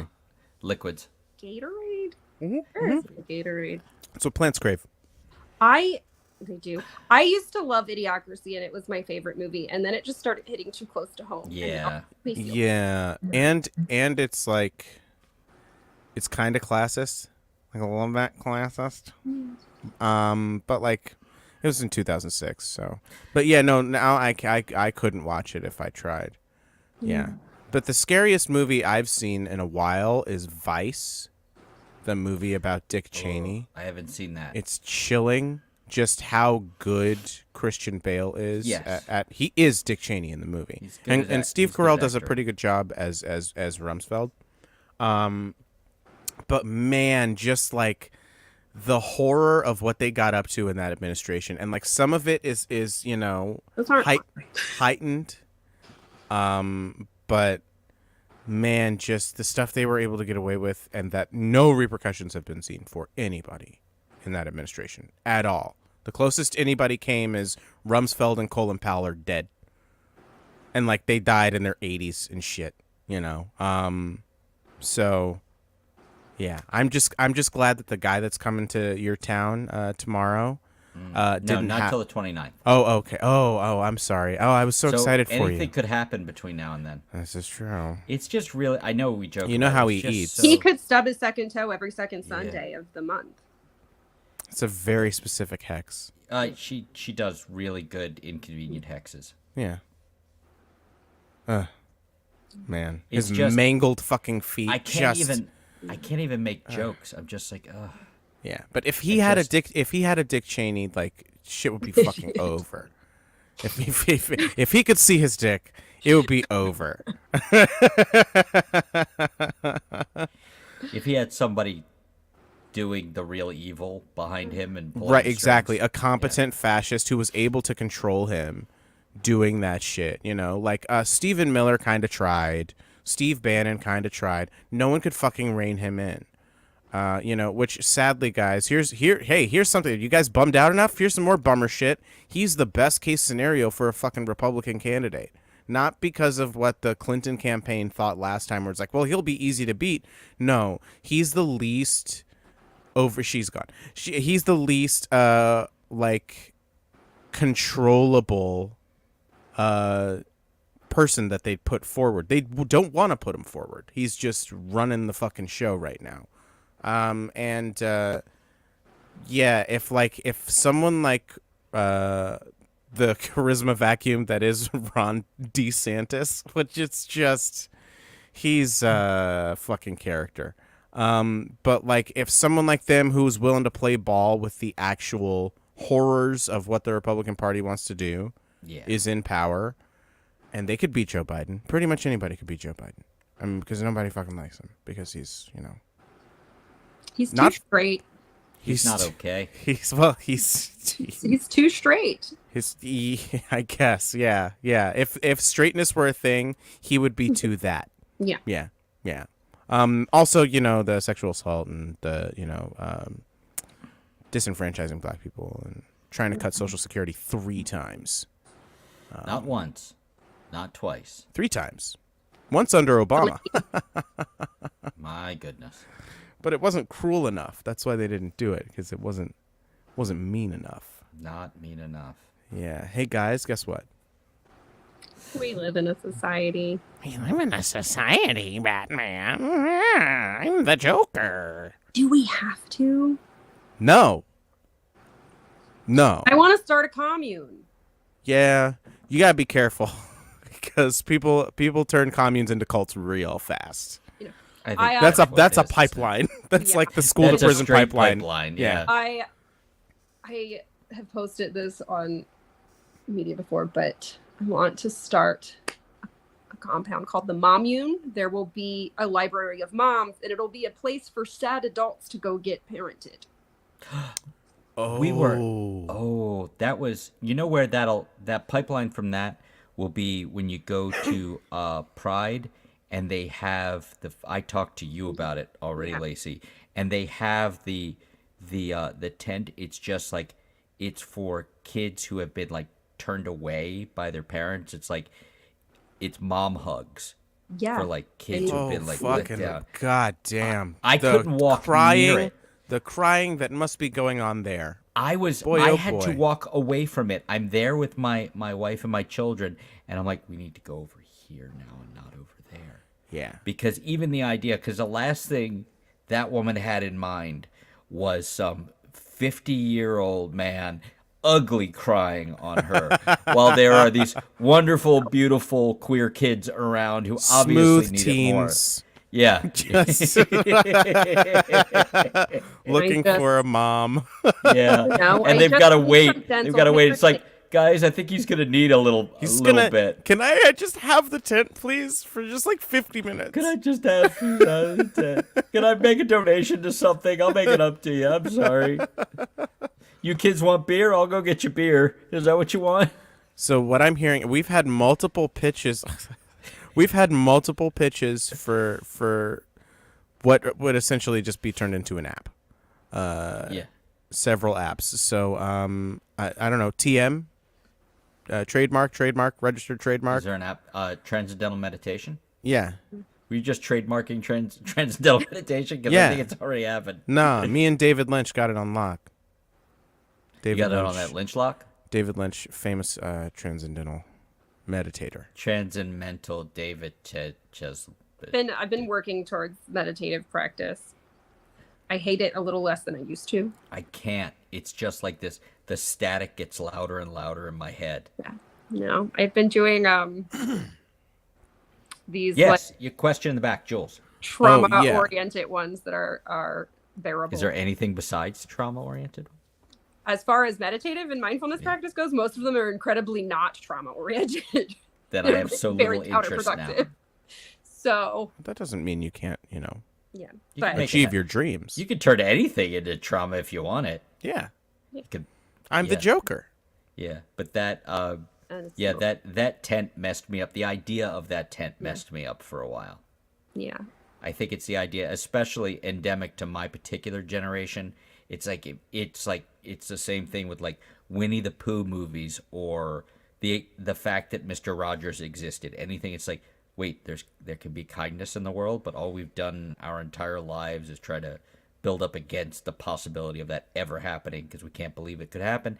And the idea that it does happen knocks everything down and our whole structure for living. So. Well, the world's gonna end. We're all gonna die, and at the end of the day, that brings Thank me you. peace. No, thank you. It's Yeah. one of my de-escalation mantras. When I start spinning out, I'm just like, the world's gonna end and we're all gonna die. Nothing matters, and then I move on with things. Yep. It works. It does. Works for me. Yeah. That legitimately is what keeps me grounded. It's just Sometimes I exist for spite and spite alone. Yeah. But at least Yeah. I'm here. Yeah. Plus I'm too much of a coward to, Yeah. take the quick way out. No. No, we just I have poison cats ourselves. that rely on me, and one of them's really ugly. So, like, who else would love him? I swear that's not a cat, but I'll take your word for it because you live with the guy. But I feel You, like You that's- live talk with to the guy. Ron Swanson. I just feel like it's not a cat. I feel like something's off, and maybe it is just Really he's ugly. really ugly. Spectacularly ugly cat. Maybe that's it. Here's my other not ugly cat. This is That the is a one that much better looking cat. this is the one that recognizes herself in a mirror. Oh, Don't Don't like that. Put a paw in my nose, okay? Are you choking the cat? She's a Cat choker. non-Newtonian fluid, and this is how you hold non-Newtonian fluids, like this, mm-hmm. and this. They're just This is one of my special skills. Is cat handling. Yeah. You're like one of those tent preachers, those tent revival preachers with the snakes, but with the cat. Like in that This is episode. part of in that my episode of commune. Justified. This is how my commune becomes a cop. Yeah, exactly. It's like, have you seen the cat handler lady? He also has 2 different colored eyes. She could definitely hypnotize people. Oh man, like that's some Bowie shit right there. That is some Bowie shit. And Max Scherzer, who's an American League pitcher. Heterochromatic. Yes. Yeah, I think that's it. I could never remember the term, so thank you. I learned it from X-Men. Then there's different types of heterochromia. So you can have, or it can present as 2 different solidly colored eyes, but also like within the eye if you have multiple colors. Ooh, really? Mm-hmm. Like Captain America and the Captain America and the Civil War movie. Captain America and the Civil War, where Zemo's like, there's some green in your eyes. Nice to find a flaw. And it's like, damn, you old school racist. Yeah. I have when white people are racist against white people, that shit fucking is wild. Lacey, there's this podcast called The Dollop, and you'd probably love it. It's about American history, and usually you can just count on if white people show up around non-white people, they're the bad guys. But like sometimes white people show up, and then the white people that are already there are ugh, get out of here, like, Italians. Yeah, the Irish and then the Italians. The Dutch. Ugh, the Dutch menace. You guys. You guys again. Yeah. Ugh. Yeah. Wild That's stuff. like they're getting off the boat, and as soon as the next boat comes, they're throwing shit at that boat. And then slavery was illegalized. And then they were like, okay, you're all white now. There's too many of the other guys. Everybody's white, but only the ones that are here now. So then when a German would show up in like 1883, they're like, ugh, go to the Dakota Territory. All men. They have rights to life, liberty, and pursuit of happiness, except if you're black, you're 3/5 of it, and if you're a woman, you're property. Right. No. Foundation of the country. Yeah. And Why am I feeling oddly attacked here now? It used to be. You know what, Chris? Guys. You know what, Chris? You can get out of here. It used to be. It used to be life, liberty, and property. Yeah. And then somebody, I'm sure somebody would be like, it was Hamilton. Hamilton said it. But he rapped it. That's what he did. Yeah. I will say them. your thing about the least talented person in there. I will tell you that there are a few things as irritating as in the second act when he's all sad. When he's sad singing. Yeah, that's very irritating. Yeah. Have you seen or heard Hamilton, Lacey? I've refused to acknowledge it. It's good. I haven't seen it. I know what it is. Yeah. It's wonderful, but it has its problems. Like it's really well done. Mm-hmm. He did exactly what he set out to do, and the guy he used to produce it and arrange it, Alex Lacamoire, is really like the strength behind that the production in general. And the stage work is great. It's the like choreographer is wonderful. Yeah, it's some of the best choreography I've seen. The stage is very well utilized, and it's minimal, but they do a lot with it. Amazing things with it. It's great. It's great. It's a great production. I have never seen so much fucking whitewashing done by so many black people. That's kind of why I refuse to acknowledge. Right. And just the fact that it's a rap thing, and the fact that Thomas Jefferson is played by a black guy, George Washington's played by a black guy, and like, whose teeth is he wearing? the sheep that he fucked in the back's teeth. Hey yo, no, but seriously, he used slaves' teeth. That's whose teeth George Washington had in his mouth. Not Washington. Yeah, George Washington was a huge prick and the richest guy in the country, which is why he protects the children, but not the British children. Yes, which is why he was the president, because he was just the richest guy. You don't know what I'm talking about, do you? No, what happened? Did he murder British children? No, it's this really stupid thing that happened on YouTube that would have gone viral now in today's society, but it happened before virality was really a thing. Pre-COVID? Yeah. No, it's like in the probably like early 2000s. Hold on. I think it's still on YouTube. There is a commercial for like a pizza place that definitely makes reference to this weird little bit of internet. And every time it comes on, I'm just like, Like a I contemporary recognize commercial? that. Yeah, and it's the way that they like parody it, and most people wouldn't know what they're talking about. Chris, you want to weigh in or? I don't have no idea what's happening. Okay, good talk. I gotta find this now. I hate to say it, but I actually have to tap out pretty soon, You're gross. and I am sorry. Well, we'll never forgive you. As you shouldn't. That's it. That's it. End of statement. Haha! I found it.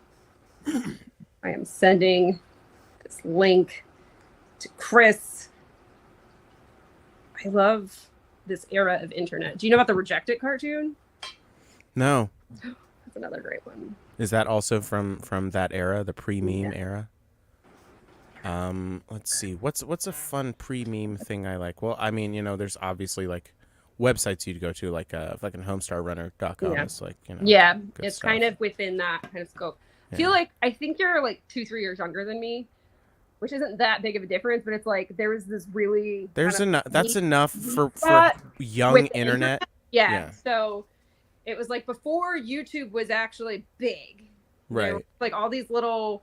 There was this other guy that made songs that I still sometimes quote, songs to make pants to, and he doesn't exist anymore. What did you do? But he just wrote jingles by request. One of them was about juice. It was a good song. Did he make pants?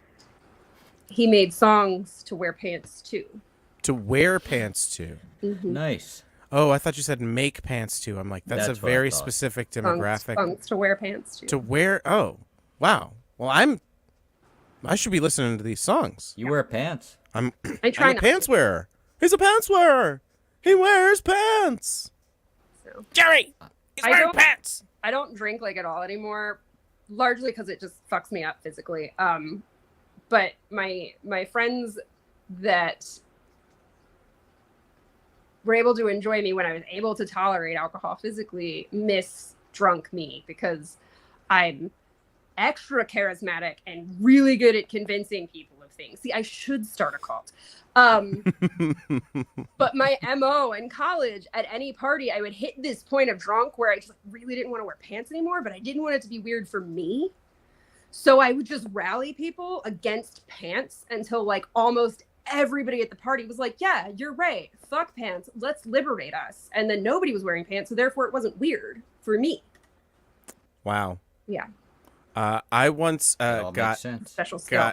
I once got everybody at a party to do, back when I used to go to parties. I got everybody to do the drunk giraffe from Amy and Rory's wedding episode of Doctor Who and the end of Okay. season 5.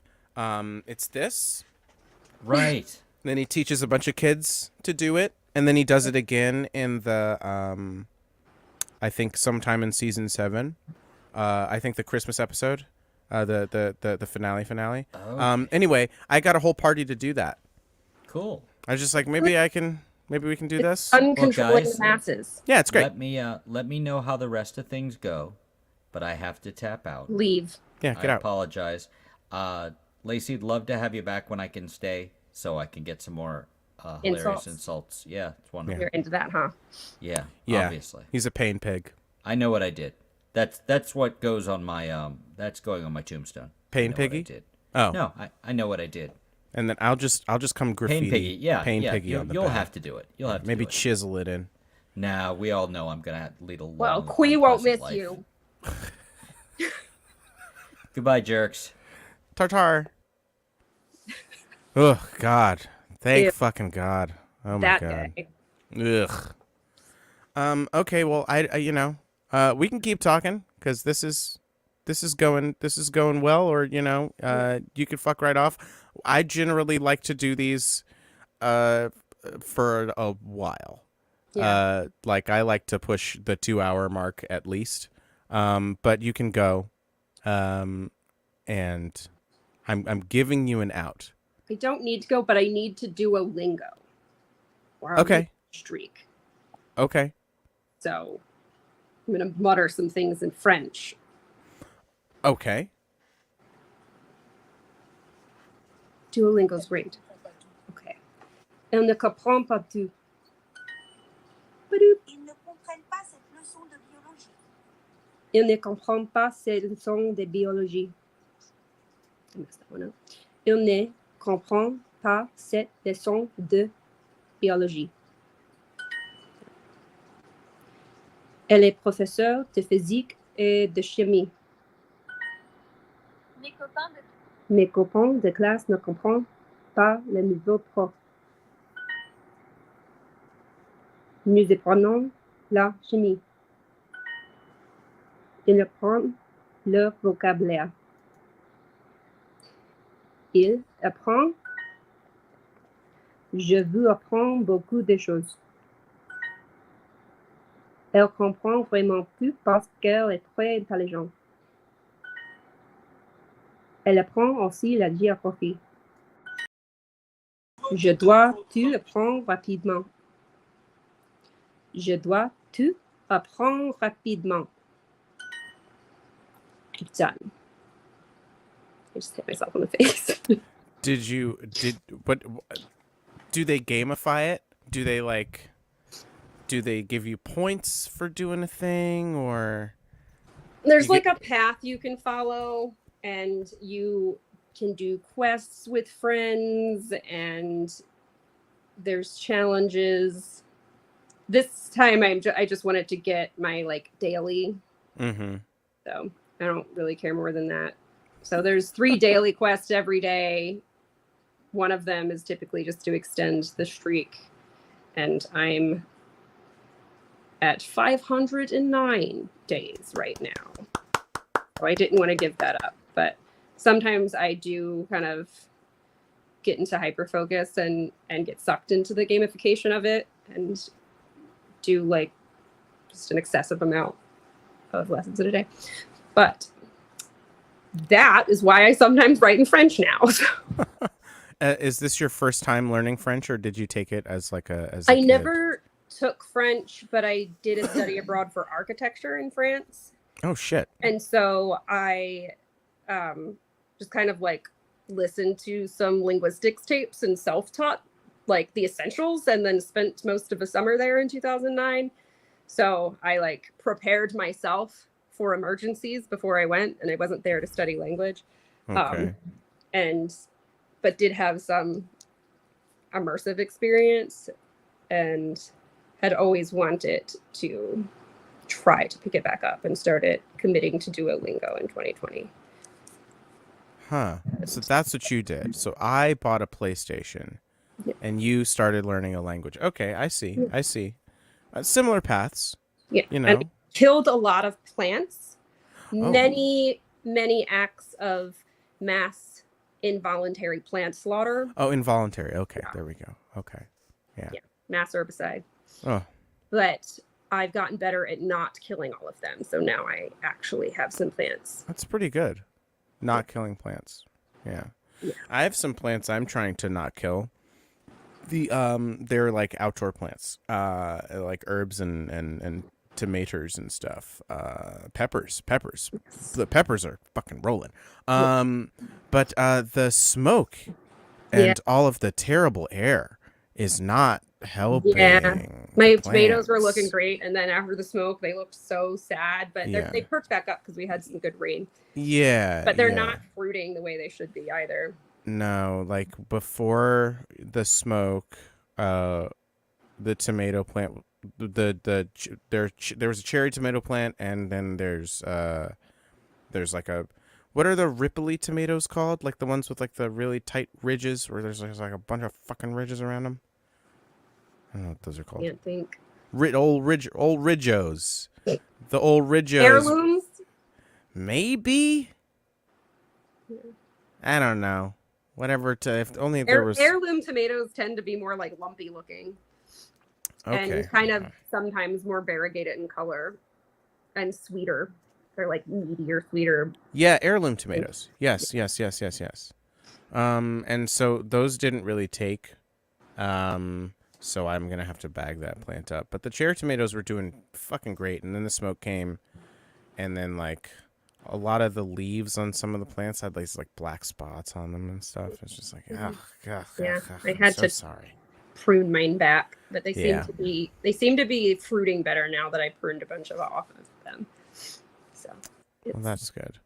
my That's little good. brother has a yard. I don't have a yard, but he has a yard. And he was like, I think I would like to have some plants here. And I was like, you don't know what you just said to me. Now there's so many cactuses and ferns and also some produce and herbs and native things mostly if I'm putting them in the ground. And the garden started by me. I love Facebook Marketplace. It's kind of a problem, but it started with me using Facebook plant groups that I was already in and Marketplace to find local people who are either giving away plants or selling them really cheap. So I was like, this will kind of be a generator of what we are planting. And I other tangential fun fact, I went to a magnet school for high school that was an environmental technology school.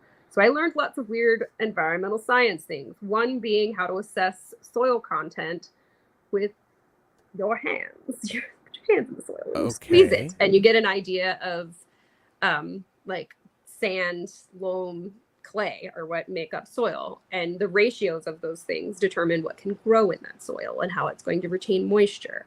And so it can get very precise, but you could do like a draft test just by kind of feeling around in the soil. So that's actually one of the first things I did was like dig into different parts of the yard and just like squeeze soil excitably and recall my youth. So I realized he has this great yard that has very different soil types throughout it and very different lighting conditions. So I have a section that has like a bunch of tropical plants and some native flowers, and then a section that has a bunch of native cactuses and yuccas and like succulent sedum. And then a section that's just all native ferns that I call Fern Gully. And then I learned that there are a lot of different types of native violets that grow in Maryland, and they just kind of crop up in the lawn, and people cut them down, and they don't realize they're flowers because they just keep cutting them down before they bloom. So I keep getting permission from neighbors to dig up all the native violets in their lawn before they mow the lawn, and then I plant them with my ferns. Oh. So I just forage plants all the time, usually with permission. Usually. Sometimes like, I need that fern. It's a special fern, and I need it. So do you go thieving? Sometimes. There's carriage houses behind my building, the old brick walls, so all kinds of plants grow in those, and I found some native ferns, and I stole them like houses? a thief in the night. Pre-garages. Oh, okay. I see. Wow. Okay. It's just Horsetown. I've just you put your horses and your carriages. Yeah. Okay. In the city. So there you go then. So that the cluster of them that are attached in my block is actually now like a upholstery shop or something, or like draperies. But sometimes they get converted to like apartments or condos, but because they're usually 2 stories. But yes, Baltimore is interesting and terrible and wonderful all at once. I lived in Hampton. Hampton's kind of the worst. This was 12 years ago. It's not the worst, but I have qualms. It was affordable. Yeah. At the time. I don't know if like that seems like a place where, that's rife for gentrification. But I don't know. It was interesting. I would always walk to the Royal Farms and get some of their chicken back? 12-hour-old chicken. Which Royal Farms? Did you go to the one on Keswick or the one on the Avenue? Sometimes I would go to the one on Keswick because they sold more beer. Is that the bigger one? There's a smaller one. I think size is an illusion because the one on the Avenue is like 2 stories, but I actually think it's a smaller footprint. Then not that one. I would go to the 1-story one. Yeah. Yeah, Yeah. I don't really miss living there. Um I wouldn't live in Hamden. I love yeah. Baltimore, but and there's things I like in Hamden, but Baltimore is a tapestry. It is a patchwork, Yeah. and there are some very different patches adjacent to one another. Yes. And there's Yeah. kind of just a whole spectrum of ways to be racist across these patches. Yeah, man. And there's a very specific vibe in Hamden. Yeah. Well, I'd be interested in seeing what it's like now, Hmm. as opposed to 12 years ago. Um, but not interested enough to go. Yeah. It's still Uh, kind of crusty, and people are like, "We're weird." It's yeah, and like, cool. are they still sticking with that Hun thing? Is that still Yeah. their Yeah. I yeah. mean, I have John Waters is an influence. We have so my neighborhood historically, well, I'm in Midtown, which is adjacent to Mount Vernon, but they're kind of clustered. Historically, the neighborhood, there's a lot of old money in this neighborhood. Um, in this neighborhood, but it has changed, and I'm very fortunate because I have a private landlord. I live in a historic brownstone. It's only 4 apartments. My landlord's really chill, and I hope nothing ever happens to him. But most of the properties around here have been getting bought up by property management firms.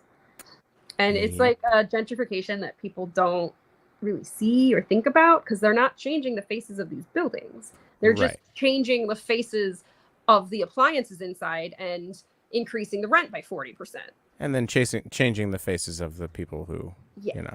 live So in those buildings. this neighborhood historically has been one of the more varied socioeconomically and racially, because of the way it's been cut up. There's like these historic brownstone attached mansions, basically, and some of them are still intact as single family homes, and then some of them have been cut down, like mine, into 4 apartments, and some of them have been cut down into 8 apartments. It's been that way a long time. And we also are proximal to the University of Baltimore, Peabody Institute, and MICA, and have a shuttle to Hopkins and the University of Maryland Medicals on the other edge of our neighborhood. So we get a lot of international students here. And there's just historically been a huge range of financial accessibility and types of living in a dense area. It's like what a city should be. Back to me having studied architecture, it's a really good example of what we would call the Roman palace. There's a lot of structures here that are like business on the bottom and apartments above. And It's like the opposite of a mullet. yeah. But it is starting, yeah, it's definitely, I've had friends get like functionally forced out of the neighborhood, and Fuck, man. it sucks. Ugh. But it's allowed. Oh yeah, no, it's the way, that's the way it goes. Yeah, around here I live in a more suburban sort of deal, lots of houses, but the property tax goes up, and then people are priced out of their homes, and then they're bought out from under them by developers, and then they're flipped, because there's this fetish for flipping houses now, fucking property brothers, and then they sell it for like 3 or 4 times what they bought it for, and then once that sale goes through, then the property value goes up, which means the property taxes go up again, and it's just a cycle, and so It's icky. yeah. Just the worst. Yeah. I am angry all of the time. Yeah, it's bad. It's bad. Yeah. And it's one thing to understand, what you're mad at, and that's important, like a lot of right-wing people who are fallen prey to this fucking massive grift that's going on, and some people, and a lot of liberals too now. have fallen prey to. This is the reason you feel this way, and and this. So being able to see through what people want you to think is the reason something's bad, like a group of people or something, as opposed to like systemic entrenched late stage capitalism and stuff like that. That's one thing to see through that, but then to understand that the fixes to these things are so right there and easy to do. And, the fact that like most of the people in this country have known about and understood that it is a problem to face, climate change, and that something should be done about it, and that fucking nothing's being done about it. Joe Biden's still fucking being like, yeah, let's fucking drill here, baby. Let's do it. We got to beat the Saudis at oil. Yeah. What the fuck are you doing, dude? There is enough. There's enough to go around. Yeah. And like I said, I studied environmental science and technology. I studied environmental science and technology in tandem with architecture in college. So I love when I feel like there's this trend now to hate children and hate babies. And yeah, because it's like overpopulation myth. Yeah, but it does like that's a lie of the colonizers. There's enough to go around. Yeah. It's just it's incredibly unevenly distributed. And my take is, if we cannot tax the rich, can we feed them to the polar bears? Hey, I mean, that's yeah. Let's I somehow that wealth has to, everybody's about trickle down economics. Look, maybe it's not money trickling down. Maybe it's the blood of our oppressors trickling down from the teeth. Right, from the teeth of endangered species. Exactly. Starving. Right. Look, we're on the same page here. This is how I feel. Yeah. It's infuriating. It's all infuriating, and I just try to operate within the sphere of my own influence and make that part of the world a better place. Yeah. That's what I like to do when I'm allowed to host open mics. That's a long story that we needn't to get into. But like I would, as small a platform as it may be, I would use that tiny little teeny platform to like talk about that sort of shit and like have it be kind of a forum where like I need everybody to know up top that like you can come up here and you can say whatever you want as long as you're not a fascist. And then that's pretty much, it's a pretty low bar, I think. I mean, although in this economy, but and then I would basically go on the same rant that I just went on a minute or two ago. And I've had people come up to me after and be like, hey, it's cool that you said that, because like I've been feeling this way. And whenever I bring it up, like whenever I'm like, hey, Joe Biden's not that great. How about all those drone strikes that Obama did those times? It's like, yeah, Trump put the kids in cages, but Obama started that, and Joe Biden's still doing it. Whenever I say that, they're like, oh, so you want Trump? I just want to acknowledge reality, and in so doing, like, fuck the bipartisan bullshit. Right. The conservatives, the Trumpers all want to lump everybody together. Oh, these libtards, they all believe the same thing. And it's like, no, actually, a lot of us don't. A lot of us recognize the reality of things, and that, like, there's some shit over here, too. But right. It's slightly less terrifying than your shit. So I know it's maddening. It's maddening that the people that could change things for the better, the people that are in control, don't want to benefit from things being the fucked up way that they are. So no, they're incentivized to keep things the same. And here's the other thing that I like to bring to people's attention is that oftentimes these people operate against their own best interests fundamentally. When it comes down to like objective, practical measure, they operate against their own best interest purely for the sake of upholding the illusion of their own supremacy. Right. They don't actually care if they're fucking themselves over, as long as they get to look and feel better than the others. Yeah. I mean, Like- yeah, and it work, and a lot of the politicians do that as well. Like it's the same thing. Like the Democrats, I have so like, the Republicans, I take for granted that they want to kill us, but the Democrats are showing more and more that they are fine with letting us fucking die. Yeah.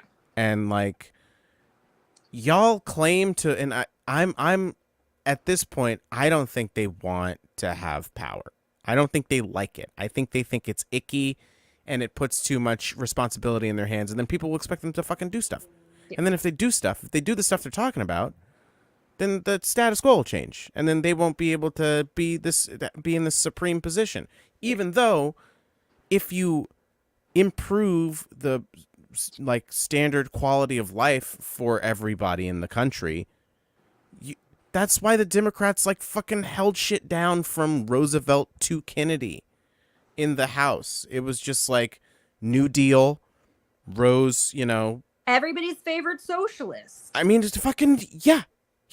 One time I photoshopped FDR into a poster of our favorite Martian poster. And I don't know where it went, and I'm sad. It was really good. It was really good. Oh man. That should be an album cover. Yeah, everybody's. I think it's so funny that he's like so well lauded, and I'm just like, bro's a straight up socialist. Yeah. Just straight up.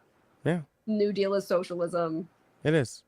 I'm for it, Yeah. but It's got some issues, like where the black people at, it's, but that's the fact that it happened at all. Everybody hated it. Have you heard of the business plot? I don't. A bunch of rich business guys basically tried to assassinate a few people, but I'm pretty sure Roosevelt was a target, and like do a coup. Yeah. To stop that tracks. Stop socialism from happening.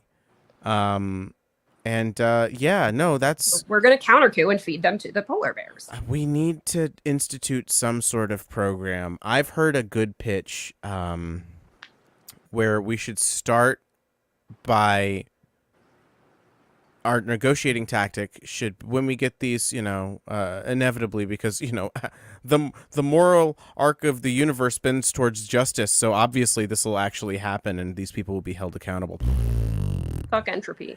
Yeah. Anyway, in this imaginary world where this happens and where we bring these people to a negotiating table, it's like, okay, here's my opening bid.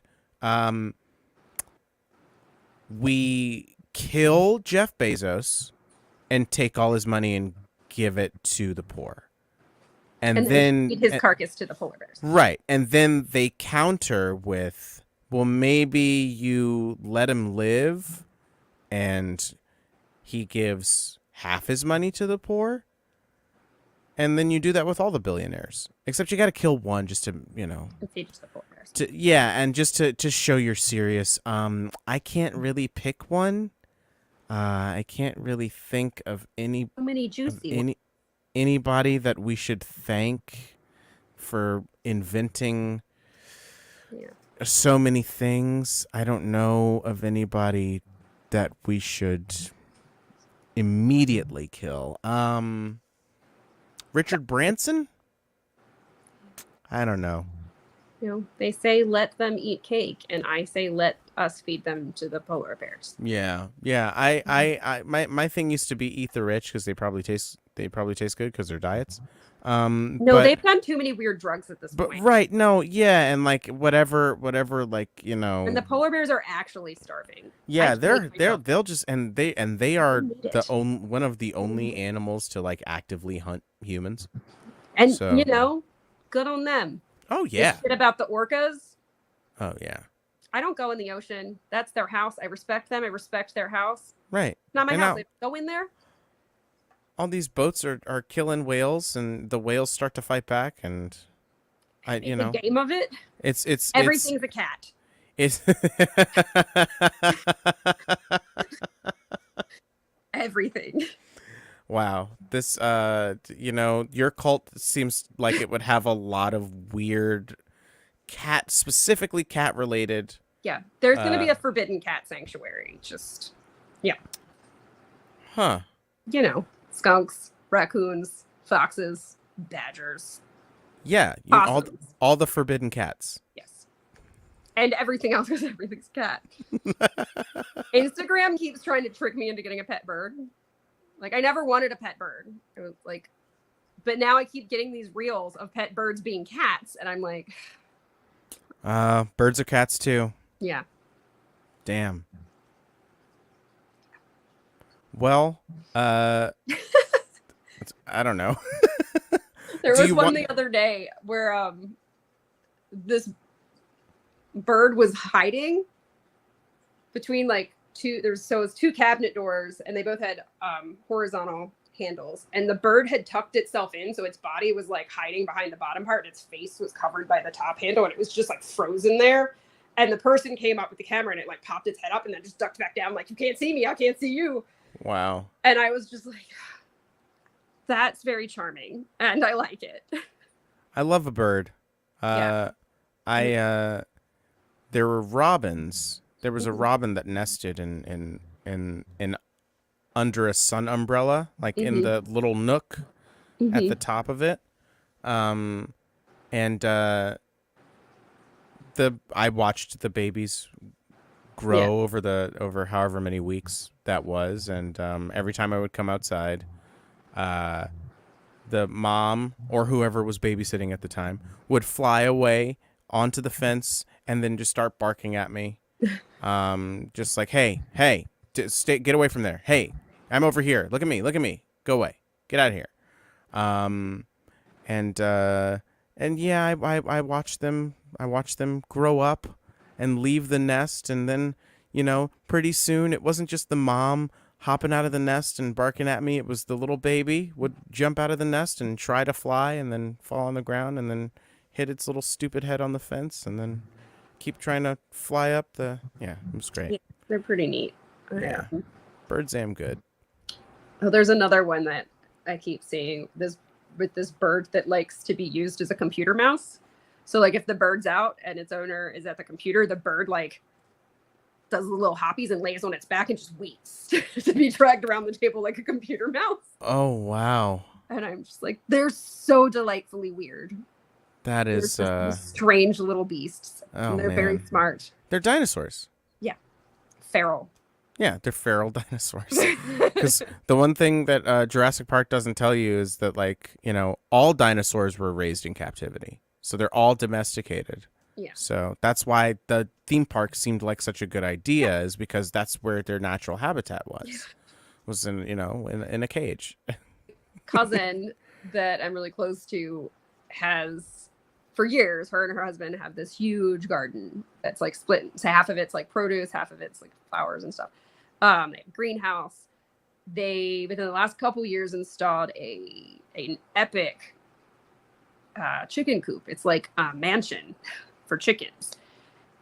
And I've learned a lot about like the politics of poultry and like livestock in Maryland. So when she first went to stock for their coop and got a little clutch of baby birds, it was not made clear to her that they had not been sexed, and she didn't actually know what she was getting. So she got 8 birds, and 7 of them turned out to be roosters. Oh. Yeah. So that wasn't tenable. And she tried to rehome some of them. She wound up putting some of them down. They're now meat. But okay then. They I did go over and have a lot of fun chasing them, and I caught all of them at least once. It was very fun.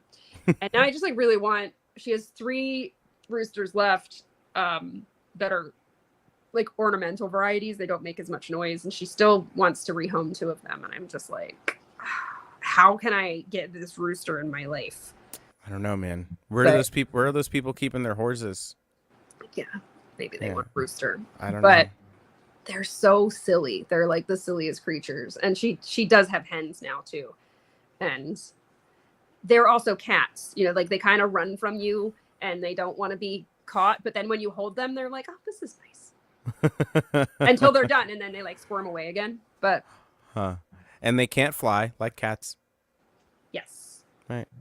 I mean, cats can do what they want. So Oh, well, I've never met a flying cat, but then, yeah, I'm sheltered. So, they're ethereal beings. yeah. Yep. So they're fun. I like them. Everybody's a cat person because everything's a cat. Okay.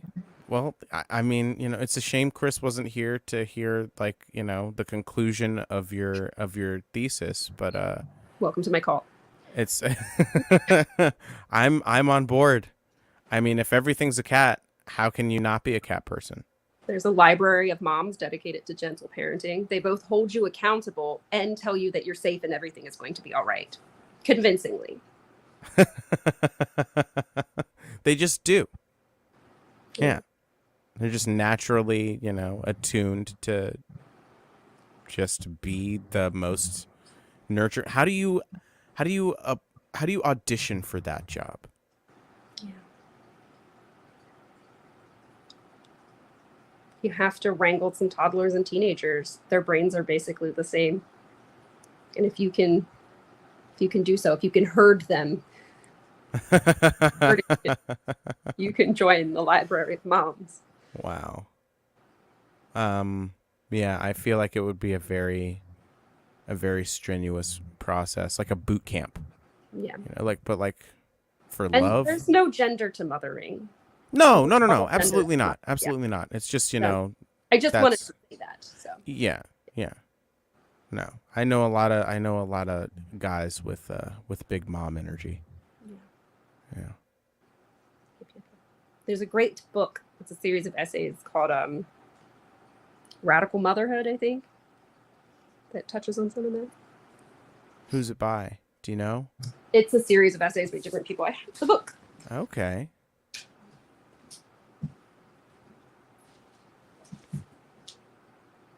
Revolutionary mothering. That's what it is. It's this book. Revolutionary Mothering. And it was edited by Alexis Pauline Gumbs, China Martins, and Maya Williams. But I need to finish reading it. I'm not going to tell you the very sad reason that I didn't finish reading it. Okay. It's sad. Yeah.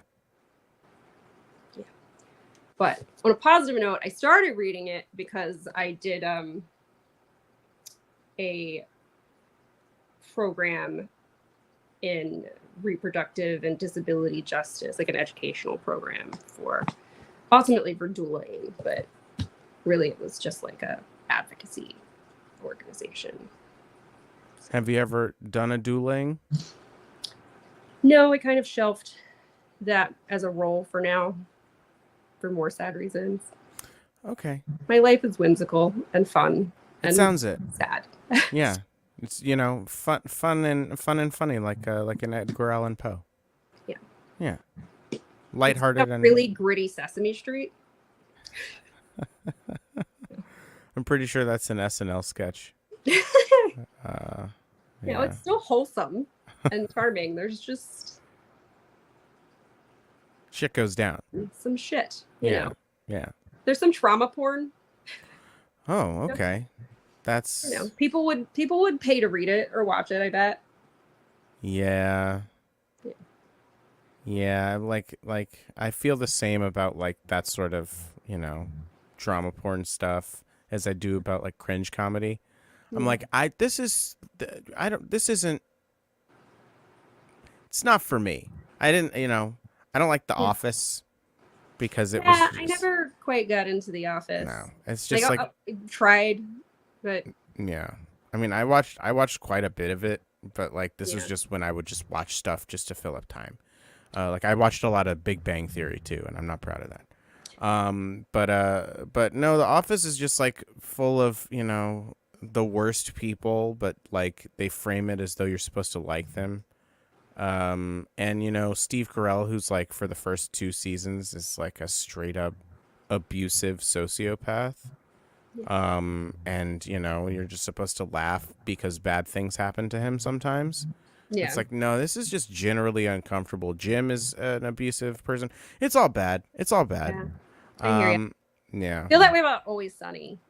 Well, Always Sunny, I feel like the difference is you're not supposed to like those people.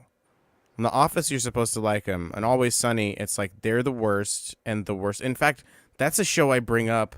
Always Sunny, Succession, and like Seinfeld are all, I think, funnier than The Office, even though Succession is technically a drama. I think it's much funnier than The Office. But like all those shows are just chronicling the life and times of the worst people who don't get what they want in the end, which isn't pretty nice. I'm pretty sure Seinfeld ends with them all going to jail. Just like, that's right. This is good. Yeah. I'm glad this happened. But a lot of people miss the point of that, I think. Yeah, no, yeah. I mean, it's like Mad Men is a great example of like a show where at least the men in the show are like some of the worst fucking people, but it was just completely taken for granted as that's how you are. This is what a man is in this time.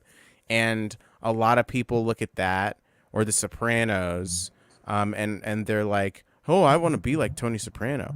Oh, I want to be like Don Draper. Or like even Breaking Bad, where like by the end of the show, Homeboy is the straight up villain. Spoiler alert, everybody. So fun facts about that. I've seen exactly one episode of Breaking Bad, and it was the finale. Oh, wow. It's a great episode of television, but it probably didn't make a lot of sense. Why are there so many Nazis? Yeah. Yeah. Yeah. I It just all couldn't leads get to into Nazis. it for my reasons, but I wanted to hang out with my friends who wanted to watch that, and there was Blue Rock candy. Yep. So I had sugar and friends and unironically watched the finale of this phenomena. And there was a machine gun in the trunk. Sounds vaguely familiar. Yeah. I like Community. Let's see about that. I've watched Community many times over. I feel like they do a good balancing, kind of humanizing of just how awful human beings are. Yeah. While managing to make them likable enough. And redeemable. Yeah. You know. And most people, not all, but most people are redeemable if they just manage to be honest. Right. Like Pierce wasn't redeemable, really. No. I have a question for you about Community.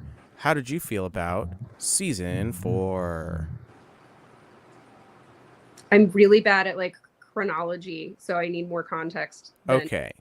Season 3 ends where Evil Abed shows up and tries to cut off Jeff's arm with a bone saw. But then the cord isn't long enough. And so he's like, psst, hey, where? It's like, saw.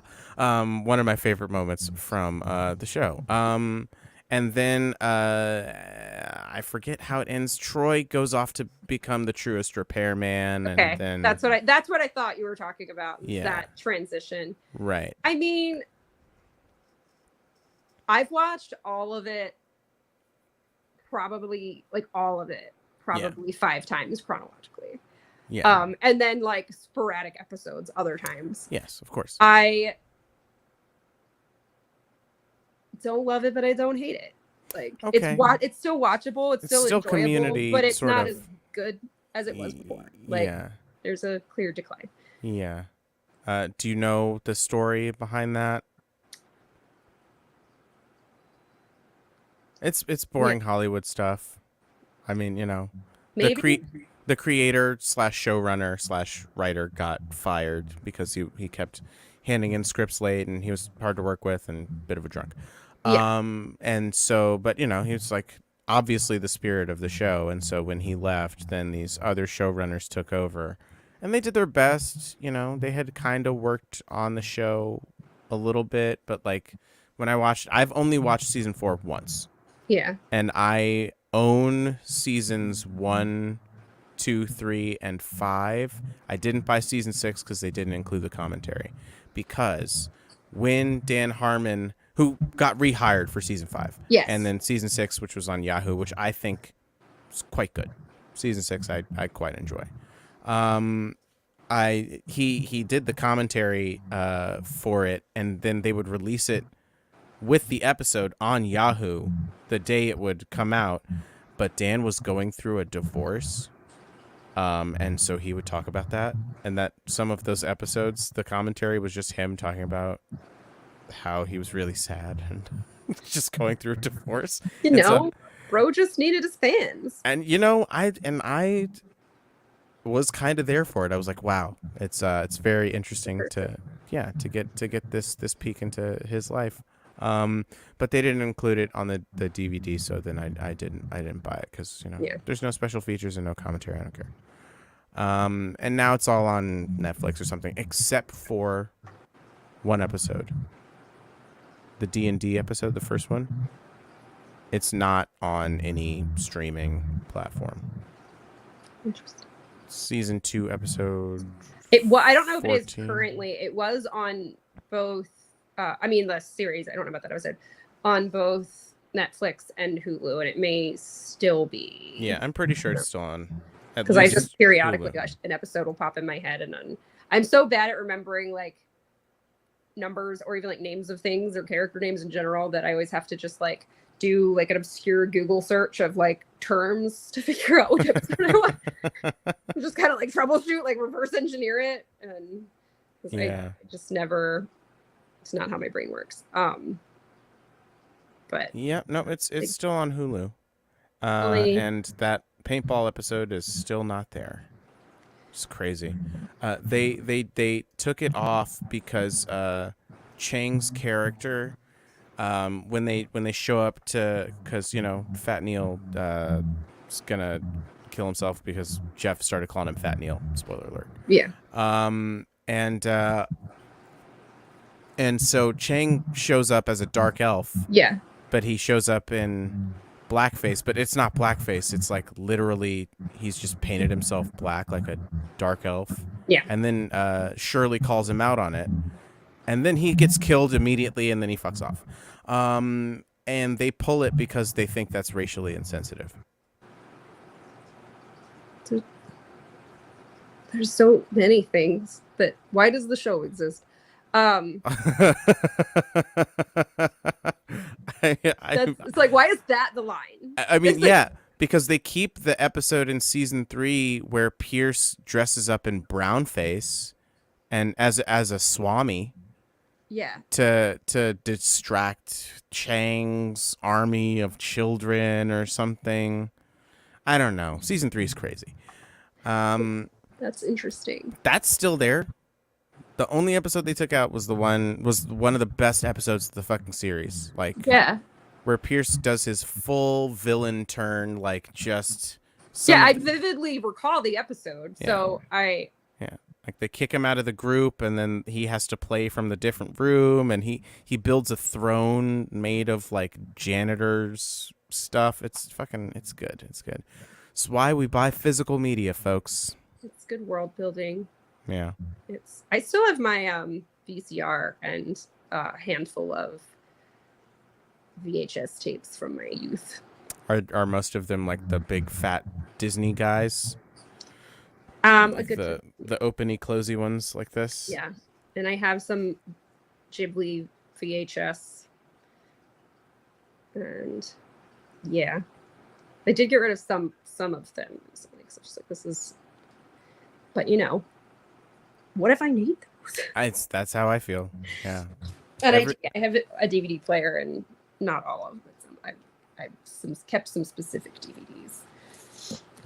But and my Super Nintendo, which is the only gaming console I've ever owned. Wow. Do you play it ever? It's been a while. Every now and then I'll bust it out and do some Mario Paint. Good game. Donkey Kong, those were my games. Oh wow. And what is it? Bubsby, I think. You get to be a cat. Oh.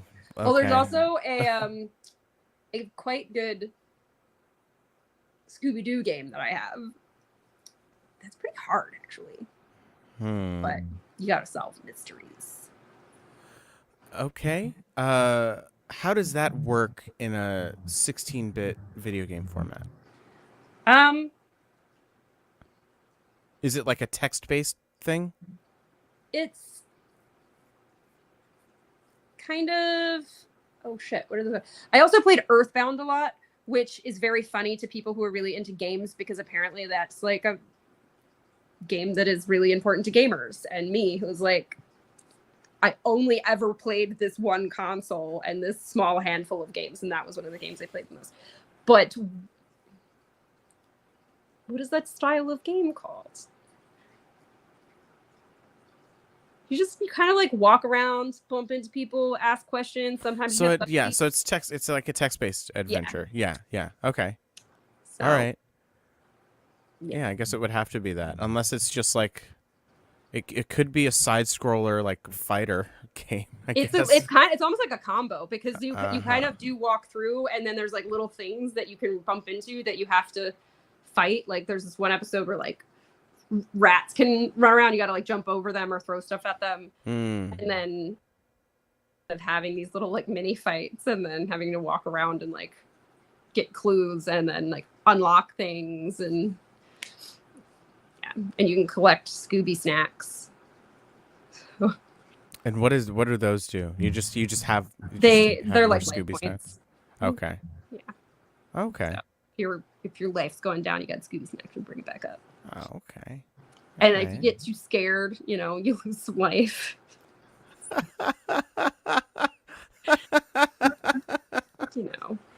Yeah. If you're not, I haven't played that one in a long time, but that was probably the best game I had.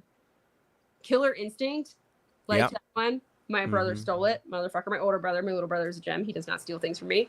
Also, Mortal Kombat was one of the only games, not on Super Nintendo, but that I ever played with any regularity. I was going to ask about Mortal Kombat because that's one of the only games that was like, I had a Sega Genesis. Yeah. And that was one of the only games that was like a crossover for both systems that I had. I had a lot of Sega specific properties. Although I think because like when they would port games to the system, like they'd give the license of like, let's say the Lion King game or the Aladdin game when those came out, they'd give the rights to Nintendo and Sega, but then it would be different game studios that would make the games.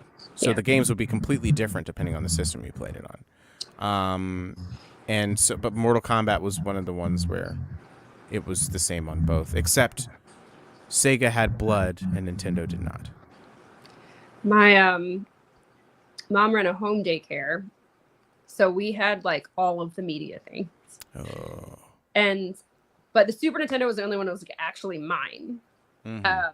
And so it was the one I played the only one I regularly played. But we had we had the regular Nintendo, we had Sega, when Sega Genesis came out, and then we had a Turbo Graphics. There were good games on that. Short-lived company. Embezzlement, I think. Really good games though.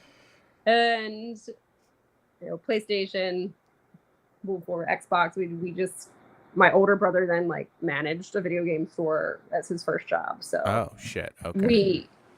there were lots of video games. I observed all of the Zelda games being played and all of the Final Fantasy games being played. Mhm. Never really played them.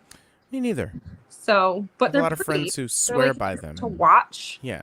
and they're like, they got good sounds. Yeah. But I just like never really wanted. I was like, I didn't mind sitting and watching my brother play the game, and he would get the like magazine or whatever, and I would like read stuff about the game. So I have a very weird relationship with video games and like gaming culture, and I'm terrible at playing them and don't really have much interest in playing them, but also have an unusual amount of knowledge about them for that reality. That's always fun. I Yeah. did briefly get really into a game called Gris. That is this Spanish-produced game. It's like indie game studio that is about processing grief, and it's really cool. Okay, how's it spelled? Like gray in Spanish. Gris. Okay. So I don't actually think you're supposed to pronounce the S, but it's side scroller, and at the beginning, the little girl character experiences grief, and in that she falls and the world loses color and she loses her voice. So as you move up through the level, Fuck. you earn colors, and you also work through like the stages of grief, and there's secret hidden things for you to do like extra healing. And then at the last level, she gets her voice back and gets power with her voice and gets all the colors. And then walks off into the stars. But I was going through a lot of grief playing this game and crying.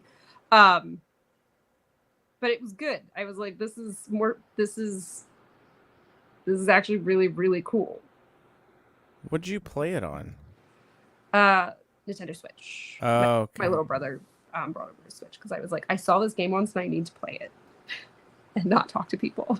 Yeah. Wow. So I played it. It's really pretty. It's got great reviews. Okay. Well, I'm sure it's relatively cheap, so maybe I'll get it. I'm always looking for a new game. It's on PlayStation. It's on multiple platforms, and it's Yeah. if you're good at video games, you'll blow through it. Like,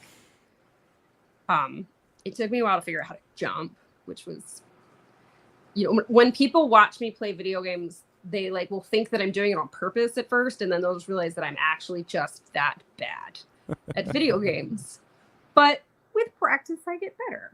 Eventually, learn to double jump. Oh. Skill. Never played a Switch. I almost bought one just for that game, but then I was like, I don't have the focus to like continually play this. This is a waste of money. Right. Yeah. Also, yeah, it would just be like, oh yeah, let me drop $300 on a game. Basically. Yeah. I doubt you'd get Zelda or Mario Kart on the Switch. Really bad at Mario Kart. Yeah. I'm bad at most video games where other people are involved. I like a single player sort of campaign sort of deal. I'm a story boy. I like the story. When the story's good, I'm there, baby. Play Earthbound. Okay. I've heard good things from you specifically. It's the premise of it is that aliens take over and steal all of the parents. And so you're a team of kids going around like gathering information and fighting aliens and like mind nabbed, body snatched grown-ups, I think. I haven't played it in a really long time. But in Japan it's called Mother. Which I guess makes more sense. Yeah. Huh. But I did like that game a lot. And my older brother made fun of me endlessly because I named my main character Devin after Ssnotwasscall. Wait. Remember that. Because you could name your characters. Why do I know that name? He Actor? He's an actor. He played Casper in the live action Casper, and then he was in Idle Hands. And was he in Final Destination? Was that him? I don't know. I don't watch scary movies, so the world is scary enough. I don't need to watch horror. You know, I've taken the opposite stance on that, where is it Devin with an I? No, I think it's an O. It's an O. Where no, he was Final Destination. You got it. Idle Hands. Yep. I'm sorry. I've started watching scary movies now that fascism and global warming are like here and just getting worse, and I'm like, oh, the world is very scary. I'm not scared of ghouls, so let's just go on a fun ride. I don't like roller coasters and shit, like simulated death. I'm not a big fan of. I don't need that. Yeah. I'll just like go talk to a cop and then I'll get that rush. But I would never talk to a cop. I'm sorry, Lacey. I haven't been talking to cops. I don't like jump scare type things. I do have PTSD and have Oh yeah. super like heightened jump scare reflexes, so it just is not good. I don't enjoy it. It is upsetting. So I don't like stuff like that in general. Growing up hyper religious, like super creepy things. Yeah. I'm just like, like I don't necessarily know if that is a thing or not a thing. Like, I don't know. Either way, I want to fuck with it. So